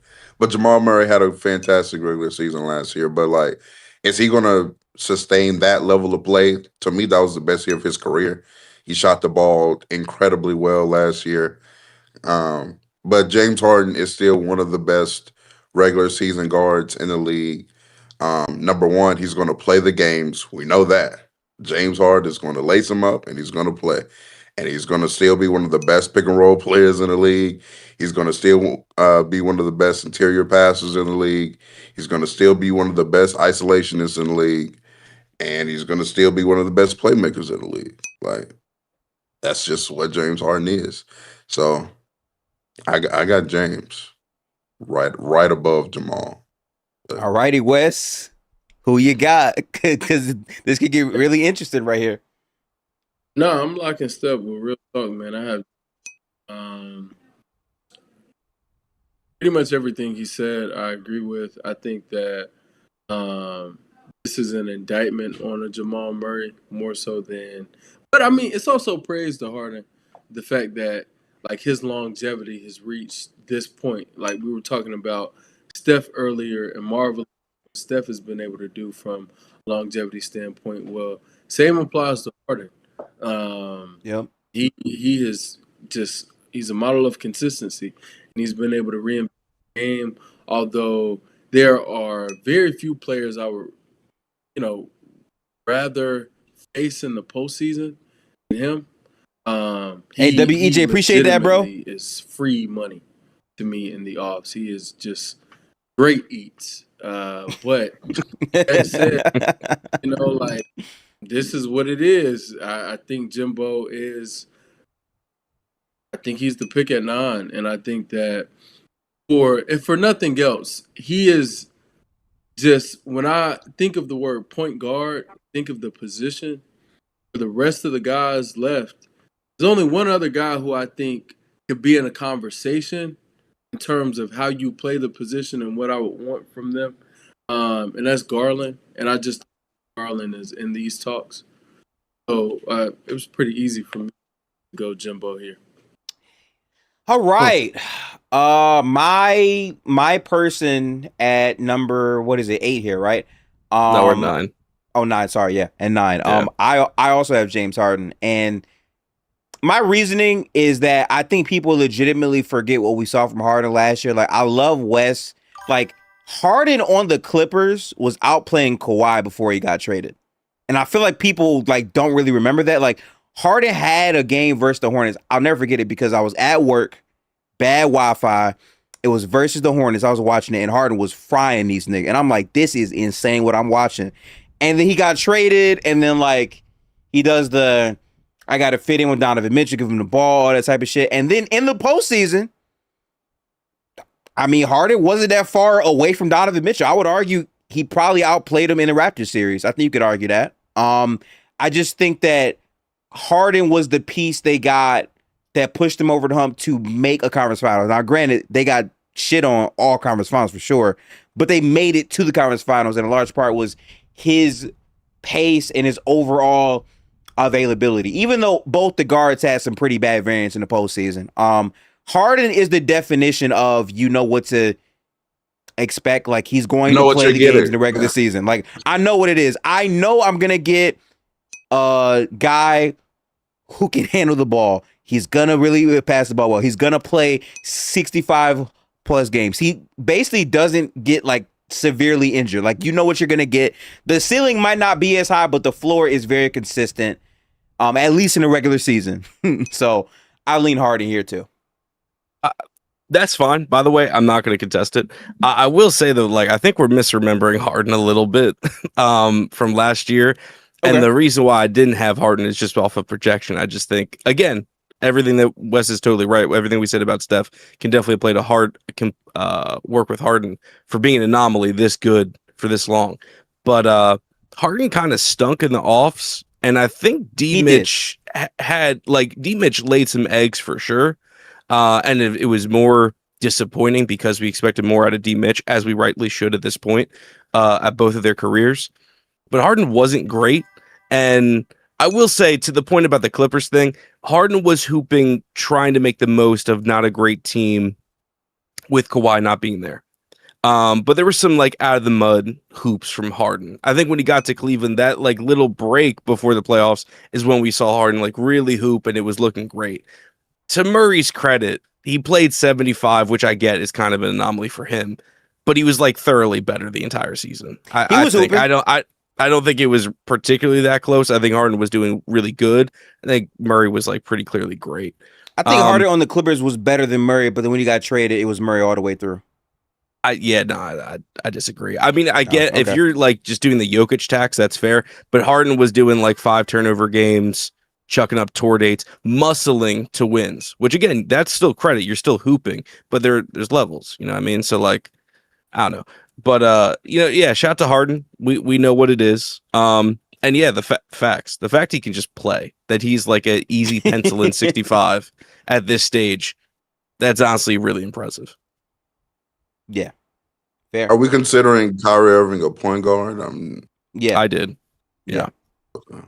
Yes, we are. Which makes his last position a very intriguing real talk. So, number 10 on the 2027 point guard list. Derek, who is your number 10th guy? There are a lot of options here.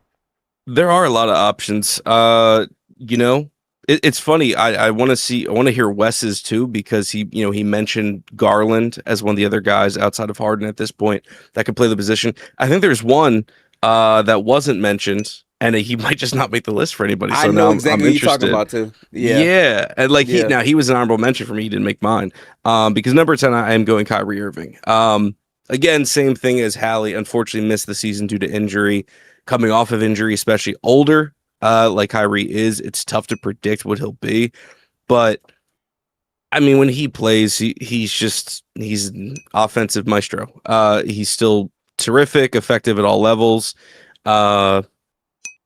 And I think it's just, we talked about before when talking about the Mavericks, like he is going to be such a breath of fresh air for that offense and take so much weight off of Cooper Flagg's shoulders. So I'm looking forward to seeing Kyrie Irving play basketball again.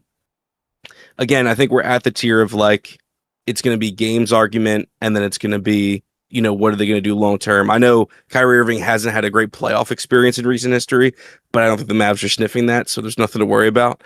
I just think he's at this level, can still perform like a top 10 guard. Fairs? He was good in the 24 playoffs. He was. But I'm saying there's a bad taste that's left in the mouth. So like that's why I understand why people wouldn't put him here. It's mainly the finals for that. Right. Just he was boo boo against the Celtics for sure. Yeah. And then not arguably all that great outplayed Luka in the Clippers series. You could argue that.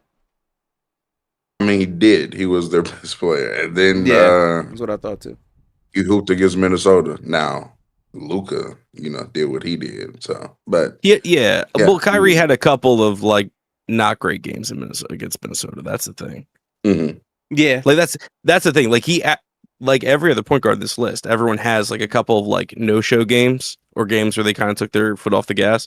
And then when you're playing with like a Luka or another player that can do a lot of the heavy lifting, that'll happen. Right. It just looked bad against Boston for everybody, but especially Kyrie because he was small. Luka got a lot of bail in that series. I think ultimately long term because he's been able to play more since. But yeah, I think Kyrie's here. But definitely open to other names. All right, real talk. Who you got as your last guy on this list? I have Mr. Irving as well. Most skilled player in the league. He's Kyrie, man. At the end of the day, I just don't think I could say there's 10 PGs better. Just really what it came down to for me, man. Salute to another name that, I used to be pretty high on. I am expecting him to have a bounce back year. Him and a teammate of his. I'm mad that I know who you talk about. Him and a teammate of his. We finna be back at it. Yeah. Right. We finna be back at it. But you know what I'm saying? I just can't say he better than Kyrie, though. You know what I'm saying? I just can't. We'll talk about your guy because he didn't even make my honorable mentions. So I'm curious about, like, I'll throw some other names at you. Oh, yeah. Well, now you're just being disrespectful. Well, I mean, this is a really deep position. This is a really deep position. So we'll talk about it. But Wes, who you got here at 10? I had Jamal Murray here at 10. Okay. Oh, I love the Kyrie shouts, but he wasn't playing at such a ridiculous, and he's older. Like I really don't even have to explain it. It's nothing against Kyrie. He got hurt, older player, wrong side of 30, mid-30s at that, if I'm not mistaken. And Jamal's coming off a career year, so I'm gonna bank on Jamal being better, and I think he kind of has to. Like he just doesn't have a choice. Granted, his talent may say something else. It could go south for him. He got a choice. Back to the player that I think he really is. But I think he's going to be forced into a role that has him just be more consistent. I think that was a part of what happened last year too. Like, yeah, it was a lot of two-man game, previous years, et cetera, et cetera. But last year it was really like we sink or swim with you and Yoke got hurt. So he had to step up, and it was like, and granted, other people stepped up, and that was, I think, an even bigger reason as to why they didn't just, the bottom didn't fall out while Jokic was out. But also Murray, maintained a certain level of play. And I think, quiet as it's kept, I think that was a part of the thought process and not bringing Russ back to completely clear the deck for him and just let him be free. Although I felt like he had freedom and it was very clear where he stood with the franchise. I think that was a part of the process. So I got Murray at 10. Just want to point out, I think the chat is losing their minds because we're talking about Tyus Jones as the best backup point guard of the league. Shout out to Tank in chat. I love the way Tyus is able to control the pace, how he operates the space. W fake deep analysis because I know you don't believe that.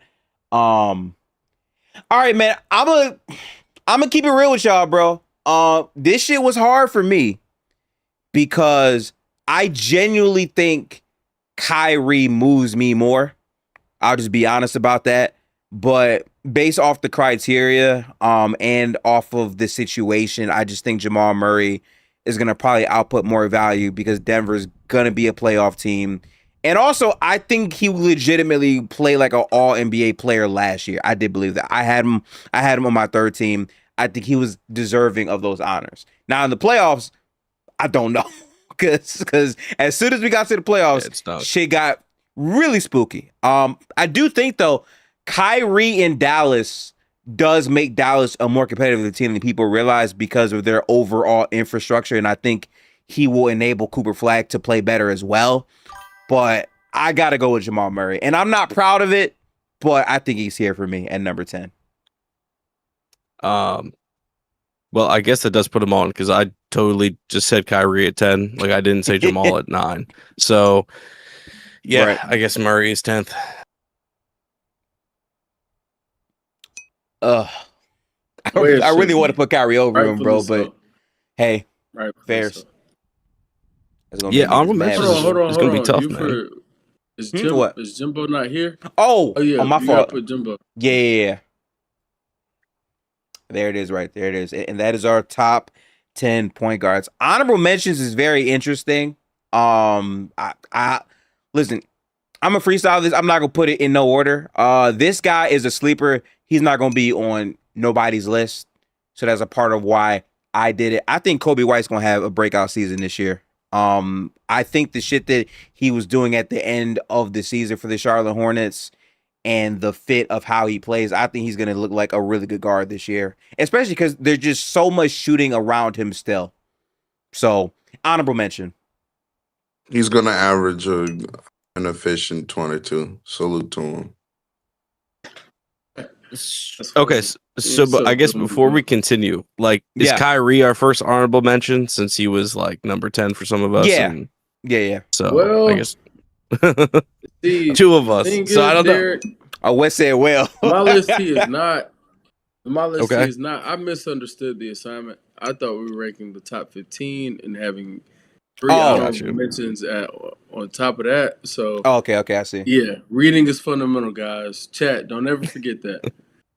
This pod mate did not read. That said, yeah, Book is my first honorable mention.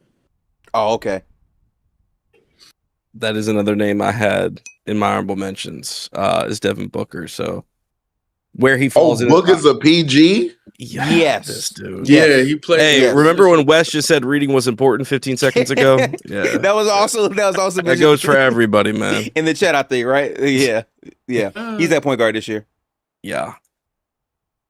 I still would not have him on my list though, so I don't really care. Not even honorable mention though? Oh no. He'll be there. I'm saying he's not top 10. I don't know. That's fine. I was about to say gifted. What is going on? I'm like, is he out of the top 12 now? Like, no. Yeah. He definitely couldn't make my top 10 though. He's just I'm sorry. Even if I like him more as a player than some. It's funny though because Wes, if he was at shooting guard, he would have made that list for sure. Legit, man. It's so crazy because the only thing that would have made the summer better, bro, if the Suns had traded for Ja Morant. Let's send JG to Memphis. Let him go put up some stats, get some numbers. Who cares about Boozer's development, man? If he could. We don't like Duke guys anyway. If he could. We don't like Duke guys anyway. and let Ja go play with Book where he should be, where he belongs. Have someone set him up. And then also, since they acquired Miles Bridges, you get that transition game. I thought it made sense, but whatever. What do I know? Didn't.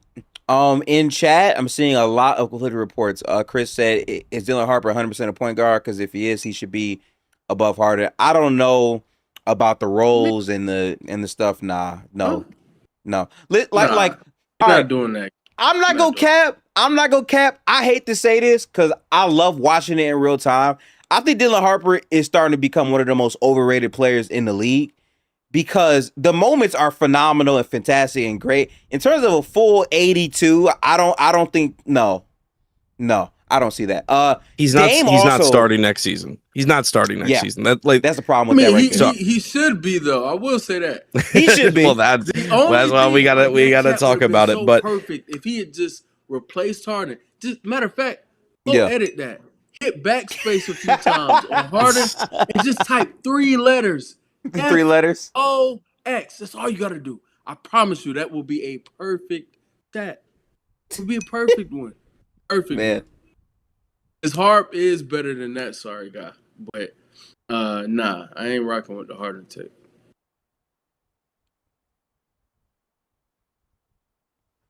Comeback season, comeback player of the year. We here, baby.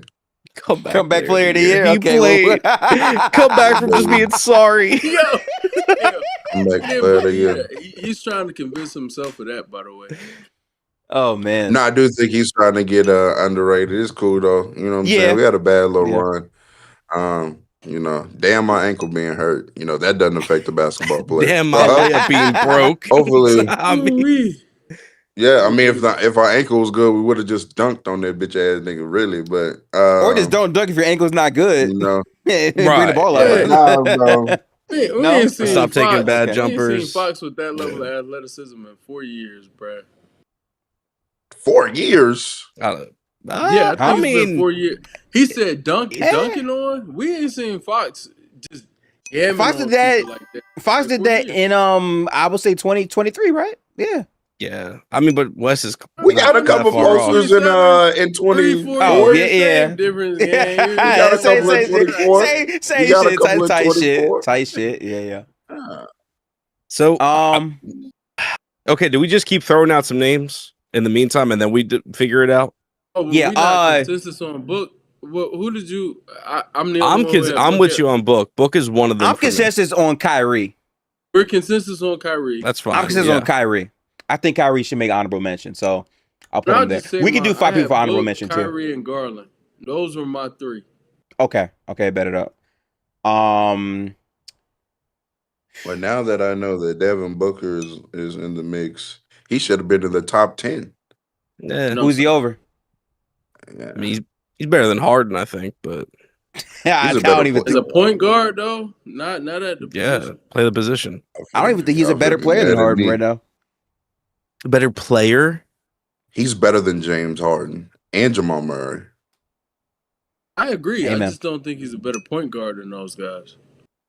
That's why I had him off. Y'all have a off guard like top 5. Nah, take it easy. We on ball. Not taking it easy. We on ball. We on You ball. talking about We're, Maxey? We we're on a ball point this guard, year? man. We on ball Come this on year? now. But Maxey is also Devin Booker is more of a point guard than Tyrese Maxey. D-Book's like Nah. 30. That's the only reason why you're Oh, saying that. I don't know about He's dragging this. it. That shit topsy turvy, man. I don't Devin know. Booker in Phoenix last year didn't operate more as a point guard than Tyrese Maxey. They operate the same. Yeah, No, they I didn't. They think both were it's point very guards. similar. I think you're really Nah. hard on Maxey. Not from what Because Wes of is the- saying, like I plays think you point feel like guard. Maxey's That a means shot on chucker ball, at times. pick and roll. No, I'm not saying That's he's a what shot Maxey chucker. I'm did. saying no, he's a dribble handoff off He ball did do guy. that. He did do it, but he's also a dribble handoff guy. He is. And D-Book would He's be an off-ball too. player. Yeah. It's not my fault D-Book wants to just hit his middies. He can run That's the same not the DHO point. offense. Wes said operating as a point guard. So And then Wes just Oh said they no, do he the same operated as a thing. point guard, So. but they like don't. Yeah, They don't. yeah. kind of similar. What I'm saying is, I also think Maxey just, to your point, I agree with you, real talk. The reason is that I had Book to just frame it. Book, one, the way he operates, but also the level at which he played. Maxey was far and away better than him, and I think that's the separator. Maxey was better than all the guys who are behind him, even if they operate better as a point guard, which I'm with you. I think Harden is a better pure point than Maxey. Harden was not a better basketball player than Maxey last year. He was a better basketball player than D Book to me last year. I thought Harden was better he- than Oh him I no, last thought he year. was better than I Kobe. agree. I was just Oh, okay. going to the point about the just operating how you as a operate. point as to Oh, why. Yeah, that's what I'm okay. saying. Yeah. That's what I was speaking to. Yeah. Not who's better per se.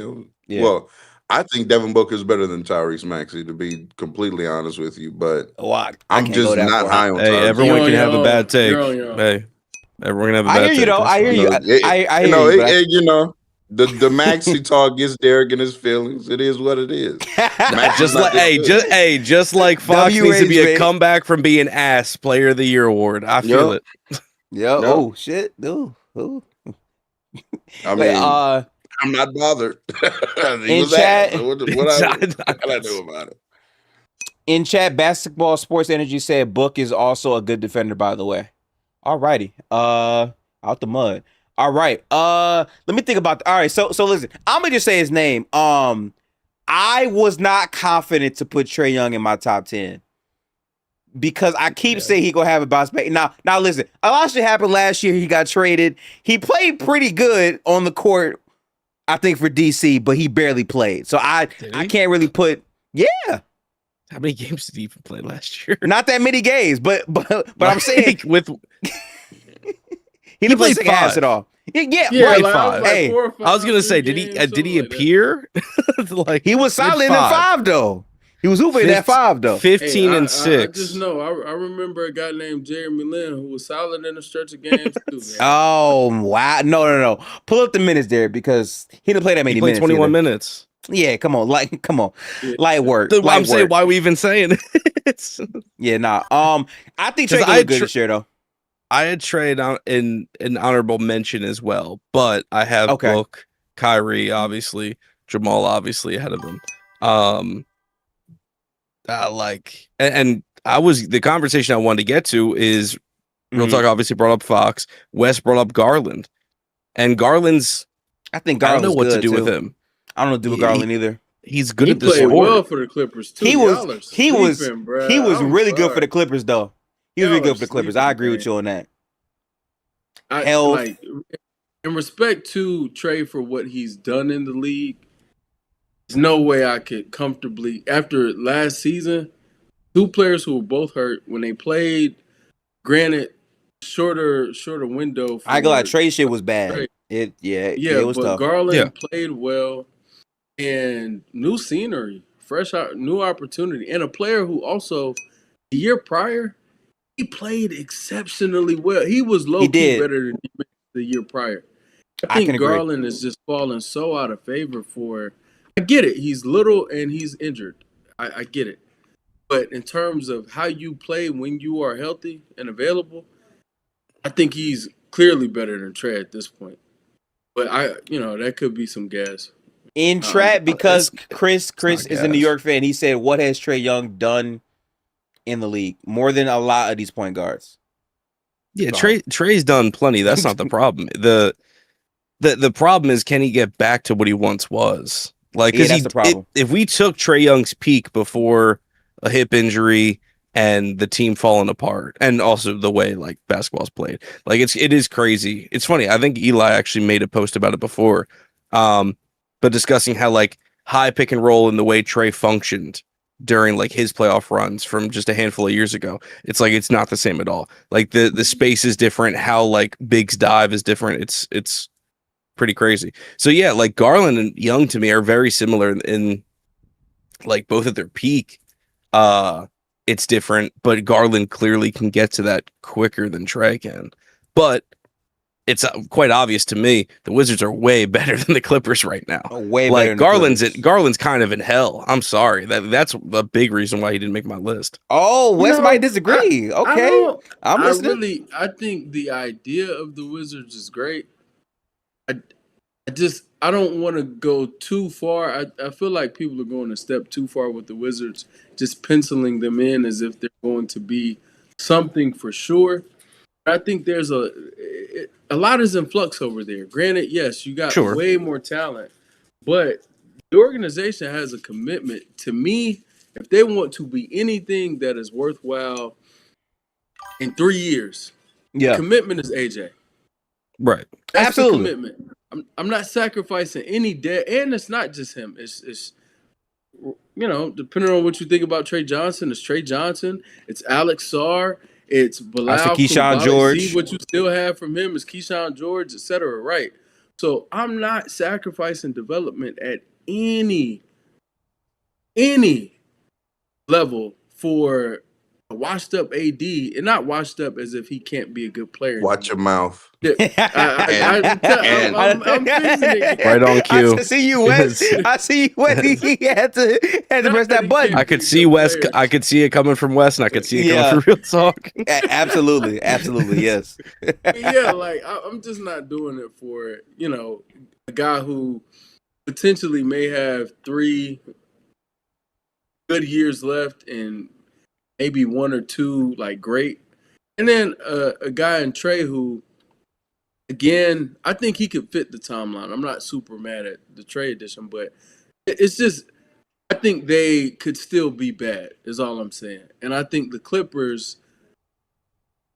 I've seen Ty Lue get a lot out of. I've seen him have rosters that have over. We've seen that, and I think they have a team that could potentially still do that. Now, I wouldn't bank on it, but I'm saying I wouldn't bank on it for either team. That's it. I don't think that they're necessarily sacrificing any development with AJ. I feel like we've gotten so used to rookies or highly drafted rookies being on bad teams where like we forget the real positives when they're drafted on a good one. Like Dylan Harper last year made so many strides having good playoff games. Then like, now that's a great. He got the average 18 in the regular season. That's a great point. You know what I'm saying? Like there could be so much value in AJ playing in the playoffs his rookie season. Yeah. Playing real games, playing real minutes in a NBA playoff environment that quickly. And don't mess around and have some good games. Now we're carrying such momentum and confidence forward to where you have a breakout season in year 2. Like, yeah, I don't see him being on again, if they are healthy. That's really, to me, that's their biggest contingency is health. Right. I think if they're playing, they're going to be a playoff team. They're too good not to be in the Eastern Conference. Playoff is in top 6 or playoff is in make it through the play-in? They should be the 5th, 6th seed if Trae Young and Anthony Davis played 65 plus games. Now, that is a stretch, obviously. Time step. Time stamp it. They should be that good if they can stay healthy. So, Real Talk. That's not crazy. Real Talk makes Wizards declaration. I mean, yeah. I was gonna say that's They honestly, I agree with you. I don't think that's not that crazy. Now, I don't think that's that crazy either. Oh no! I mean, will it happen? Detroit, I don't know.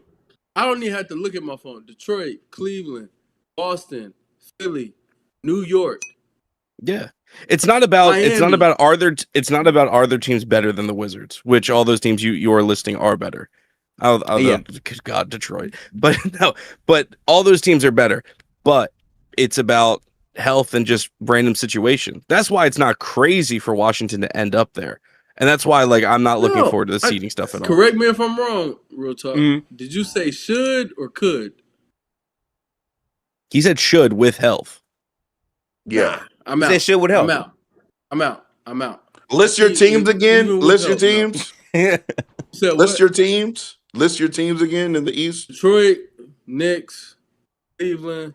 Okay, when you say Detroit, you mean like they're going to win more regular season games? Yeah, you said top 5, yeah. Yeah, okay, so because maybe I'm thinking,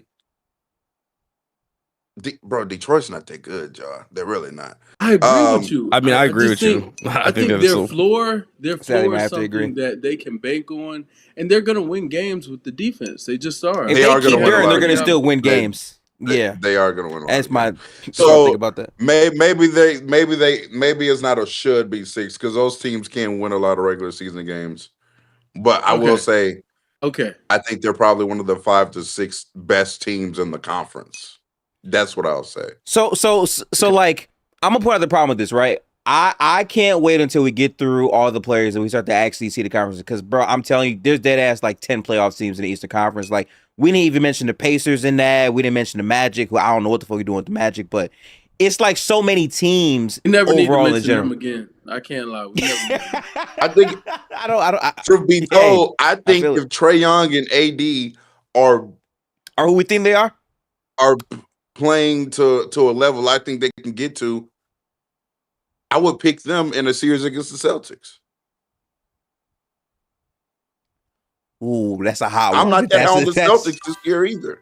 That's a hot one to me. That's a hot one to me. I gotta think about that. In the playoff series, And this is no Jason Tatum hate. Y'all know I fuck with Jason Tatum. Yeah. it's definitely you look around.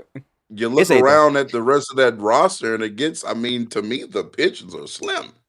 I mean, Nah. I think the size might give Boston you issues. have nothing for the coach because their coach is pretty like scum at the bottom of my shoe gang. Their coach is pretty nothing. Well, wait, what? And like maybe there's. I ain't gonna lie, playoff cheer. I gotta see. Talent. I gotta see that shit. Anything positive from I think it's Brian Keefe or whatever his name. I was not a fan of him. Oh, I'm not a fan of how Wizards coach, how Wizards Joe coach, Mazzulla. I can't go too hard on Keith though because they're trying to lose. Basketball team. And then again, I look at the roster and it's like, yeah, PG had a great 25 game run. You know what I'm saying? Salute to him. But it's like, you know, he's replacing Jaylen Brown on this roster. And as boo-boo as some of y'all think Jaylen Brown is, first off, Jaylen Brown plays games. Jaylen Brown is better than Paul George at this point. I hope that's not a hot take for anybody. Paul George could be missing a lot of time. And then after that, it's Aiden Pritchard. Again, nice player, cool player. You start looking around there. Derek White, is he the most overrated nigga in the league by far, hands down? To me, you look at this roster, it's like, I mean, possession battle though, gang. Possessions. I know, but they do all of that little stuff in the margins very well in the regular season, and they shoot a lot of threes. That's why they win a lot of games. But that's what I'm saying. In a playoff setting where now like talent starts to, I don't know, matter, you start looking around their roster, and it's like, to me, they're not even on the same tier of like Philly, the Wizards are more talented than the Celtics for sure. None of them teams. It wouldn't surprise me at all if the Celtics are yet again headed home in the first round in the playoffs this year. Real quick, Derek, because I know you're about to go. I just think we're far apart on how we feel about Trae Young and AD at this point in their careers. And that for me, I could say is what's, just blowing my mind for how I'm assessing the team. I'm not a big believer in Trae right now. And I know it's a contract year for AD, so maybe he is magically playing games. And if he's playing, I think he could be really good. Although he's taken a considerable step back defensively, I don't think he has to be the same defender he used to be.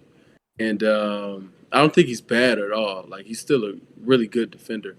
So maybe, but I'm like, in terms of confidence in the players, I may be at like a 4 with Trae Young, and I might give AD a 5.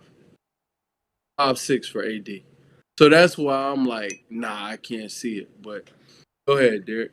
Yeah, I mean, that's all fair. I think I'm a little higher on Trae because I think he's going to be more of an offensive manager than like engine or creator. So if he's willing, because he just got paid. So if he's willing to buy into, hey, we don't need 18 shots a night out of you. We need you to just set up guys, hit, a dump and dive, or play pick and pop with Alex Sarr. Get AJ involved, get our like good shooters in the corners involved. If he can do all that, Washington's offense should be fine. Kind of regardless if AD's there. If AD's there, I think it's when it can take another step. But then it's honestly, it's the AD and AJ thing. That's where the development is going to like kind of hit because Sarr is going to have to play minutes at the 5. AD gets to go back to the 4. That defense, by the way, now Washington all of a sudden is kind of cool because that front line's good. But that's the tough part, is blending those guys to work. But I think Trey is in a better spot if he knows, hey, you're not taking a bunch of shots. I just need you to set, the offense up. AD, I think, is in a similar spot of like, we're not asking you to do a whole lot. You'll probably get whatever touches as far as like positionally you want. You have a great passer to help set you up, and you're getting help in your front line now for the defensive lapses. For AD, it's just play and show up to work. And then that's where like a good contract could follow you. But back to like, so I agree, real talk, as far as everything you said about the Wizards for what they could be. As far as Boston, I think the reason why it'd be really hard pressed to pick against Boston in that matchup is just off of the experience. Like, yes, Trae Young has been through playoff battles before, but it's been a while. AD obviously has been tried and tested. But the rest of that Washington core has not. And I mean, Boston's got like all the playoff experience in the world. So that's where it'd be hard pressed to pick against them. And yeah, they will be another good regular season team. I get it. Like, agreed on the Derek White stuff, but they managed to find a way to make everybody work. And D White, despite being a bad shooting player last year, was still like good, like productive and impact wise. So it's just tough for me to see the Celtics being like taking a step back. I hope and do kind of expect they would lose in the first round, but it all depends on that matchup. Would either one of you be surprised if they lost in the first round next week? Surprised? No. I could totally see the Celtics lose in the first round. Yes. Yeah. I was gonna say this. I heard the whole conversation. Had to grab some water. Here's my thing, right? Matchup wise, the Wizards front court versus Boston's front court is a problem. And I think what RT is doing is he's estimating Anthony Davis in the playoffs with a good passer and a wing. My problem is like the rest of the roster has no experience, so I wouldn't bank on it exactly for that reason. But talent-wise, the Wizards are a more talented team. I just want to see them play first and then form my own basketball opinion. Because my biggest problem with Boston is they're going to still be an elite team in regular season. If anything, they've doubled down on their bullshit way to win basketball games, which to me has a clear ceiling in the playoffs. Like, we're going to shoot hella threes and pray that our player who was better than Jaylen Brown doesn't average 8 points a game on the worst overall numbers in his life. Like, that's how they're playing basketball. And that's cool, but they've shown that there's a ceiling to that in terms of, like, actually winning in the playoffs, They did get Mitchell Robinson, which, I mean, is a big deal. That's big. It's just, it's when Kata sits, it's like the same players out there. Yeah. At least that's the hope. Yeah. Yeah. Well, Mitchell Robinson actually is probably better than Kata, to be honest with you. But he is. I mean, if he could ever catch, like, Kata can at least finish at the basket because he doesn't have to drop the ball every time. Mitchell is surprisingly, I think he's better at playing more diverse pick and roll coverage defensively. I think Mitchell also showed like he moves his feet on the perimeter very well for his size. Oh, defensively, yes. I'm talking about offensively. Yeah. That's why. I think Kata knows everyone's tendencies for like offensive board. I pass here first. And then, just like Kata has sneaky bounce still. I don't like Mitch came off the injuries. It wasn't quite the same. But yeah, defensively, that's like the huge perk. I mean, my problem is the foul trouble with Kata. Like, he just can't play if he goes up against a big that actually knows how to pressure him. I mean, that's why you got two of them. Yeah, I think that's what it is. Mitchell be better for certain series. Kata will be better for certain ones. And I think that's just what it's going to be for them. But yeah, it's interesting, man. It's interesting. We can go back to the list in a second, but sure. I did see someone put in the list like they're taking the Celtics front court. Hey, respect Anthony Davis. Respect Alex Sarr. Be prepared. Wait, that you said "oh God" before that? Wait, hang on. Let me calm down. So they're taking Boston's front court of Kata and Tatum versus Anthony Yes. Davis, Alex. Oh, okay. My fault. I was viewing And Tatum Mitch. as like the wing. Okay. Word. Yeah. Right. But I'm like, Oh, I was doing exactly what Gifted. I swear to God, I'm like, huh? I say what? Mitch, Rob, and Kato over what? this is the take they had in there. And they're like, just Anthony Davis, Alex Sarr. Hey, you forgot the Wizards have a real backup center now. DeAndre fucking Aiden off that bench, man. Yeah. They got DeAndre Aiden. I need to ask real talk. Like, now that the season is over, how was the Aiden experience? Because I said coming in, I really don't like DeAndre Aiden. He was probably solid for y'all in the regular season. He was all right, but Jesus Christ, bro. I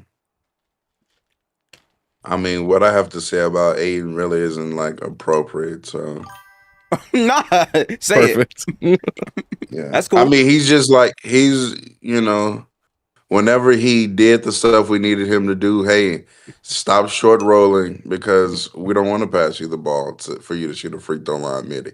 Go all the way down there to the basket so Luka can throw the lob. He could catch the lob and finish it when he did it.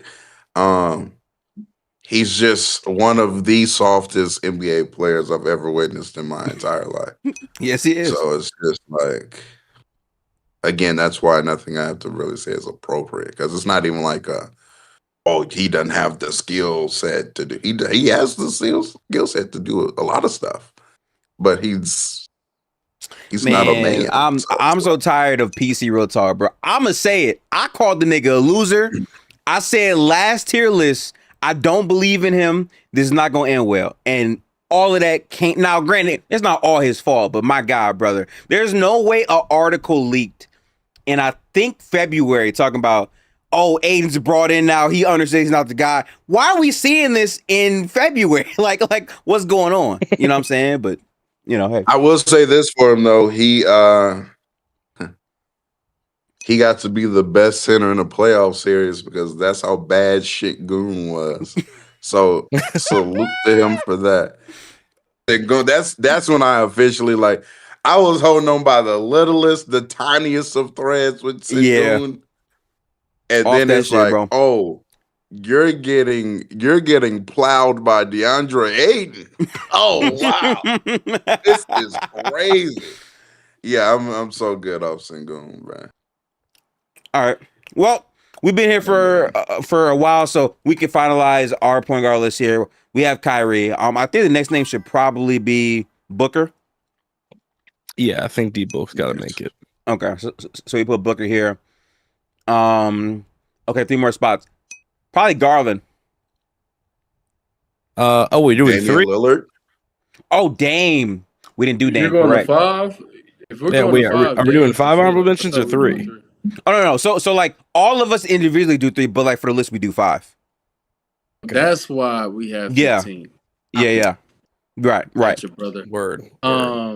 This is perfect because I wanted Dame on the list.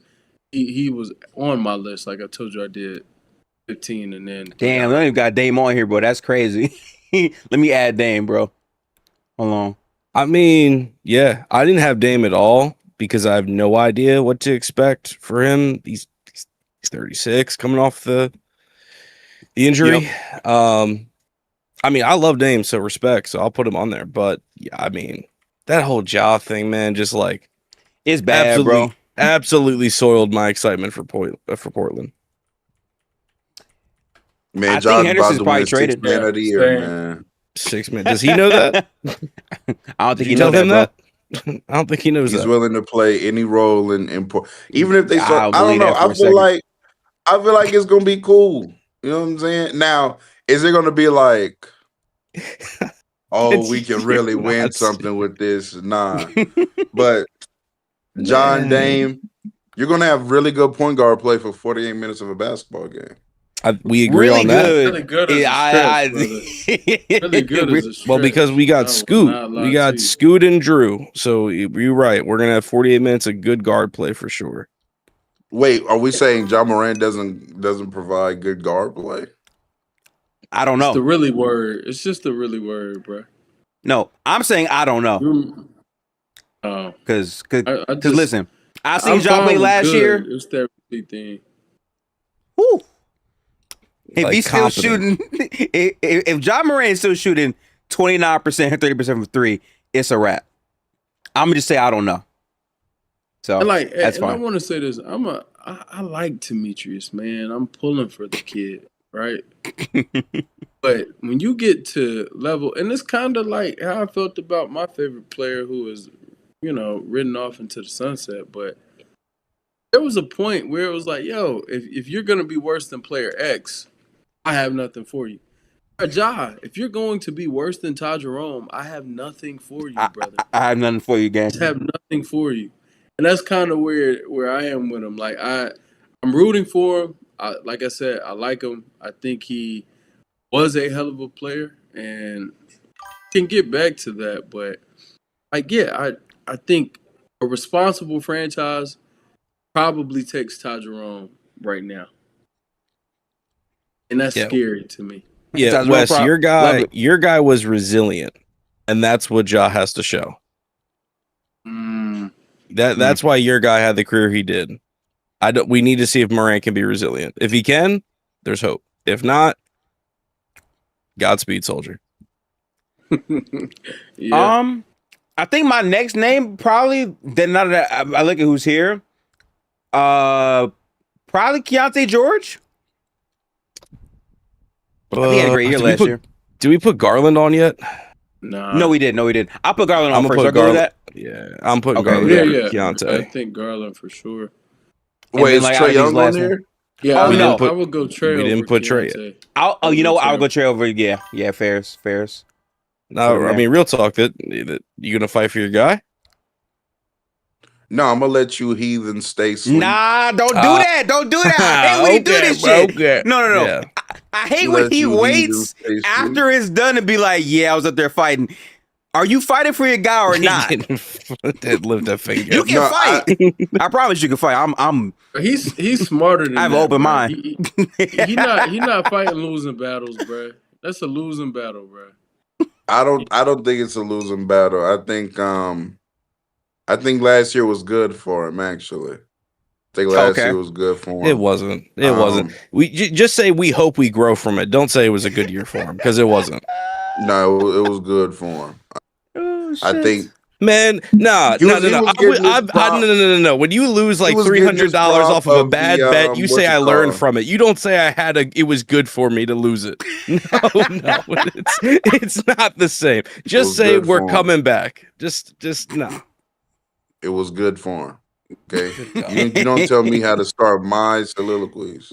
Last year was good for him. Okay, he was getting advertised as, oh, he's the vet, the playoff vet. Nigga had one playoff round. You know what I'm saying? He barely had played in the playoffs. He's going to be a better player next year. I truly believe it. Going to be back to a better player next year. I think he's going to close out some of these games next year in the playoffs. And that's why the story hasn't ended. The book hasn't ended. The career isn't over. This is yet a bad chapter. But you come back, you get better, you improve, you see what you need to get better at, right? You know what kind of stamina and what kind of off season that you need to endure. So you can hit those late shots in late May.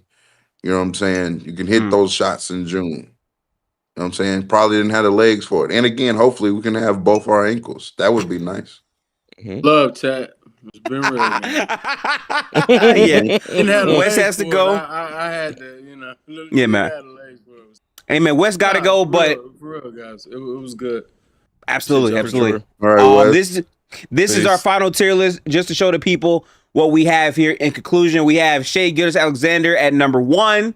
We have Luka, K, Jalen Was that Brunson, and unanimous? Steph. Huh? Was Shea one unanimous? Yeah. Yes. Yeah, it was. Okay. It's funny. Who would you have? Just go ahead. I wonder. I think the guy that could close to sustain his actual play in the playoffs come. Oh, The playoffs that he sustained. didn't play in last year. That's the thing. It was part of big chunk of it was last year. So Yeah, well, if we're including playoffs, it should have hurt the resume of number 1, not helped him. Oh, okay. I did. Interesting. Listen, to be fair, real talk, I did bring up the playoff struggles. I think consistently. Yeah, we talked about them. Yeah. The whole 82. I think Shea was better though. That's the hard part about that. But fair, it was the same thing as last year. We were with you last year. It was. Mine's changed this year. We're gonna start grading. I feel like Shea, he's gonna okay. Does he reach a very high level of consistency for his regular season play? Yes. But when Gifted says I thought he was better for the whole 82, I just disagree with that. I think that his lows, he never hit the lows of December Luka. No, he never did that. Yeah. But he never hit the highs of March Luka either, or January. I do feel like there are months where other players are outplaying him. No, yeah. He's just always, even if he's not playing the best, he's he's playing the second best. You know what I'm saying? Or something like that. I just want to clarify real quick. I said the ceiling of Luka I thought was better last year. I'm just saying from a game to game average, Shea was better overall for 82. But I think the peak of Luka was crazy. The problem is the variance he has to rely on to reach that peak was not bearing fruit in months of the season. So I'm leaning Shea because of that. But, I think the ceiling is better. Salute the bump minis, man. Bump minis are very effective. Hashtag goes to the rim more if you shoot 83% at the basket. Luka, be better, gang. But I got Luka at 2, Cade at 3, Jalen Brunson at 4. Tough one for me. Steph at 5, Tyrese Maxey at 6, Halliburton at 7, LaMelo at 8, James Harden at 9, and Jamal Murray sneaks in at 10. With our honorable mentions of Kyrie Irving, Devin Booker, Damian Lillard, Darius Garland, and last but not least, Trae of Young for the Washington Wizards. That is our top 10 list. We'll be back next week for the shooting guard list, so tap in. Appreciate y'all, man. Very, very dope and fun basketball conversation. We are officially going to be revving back up. I think our best list is going to be when we do the tiers in the East and Western Conference for who's making the playoffs and not. That's going to be crazy. I personally feel like. So I can't wait for that. But any closing statements for this episode of The Locker Room before we get up out of here, fellas? Another good one. This is probably going to be the toughest position, I think, overall. I think the rest of the list should be, I don't know, maybe more arguments because of just there's less to choose from. But no, always good. Another great episode.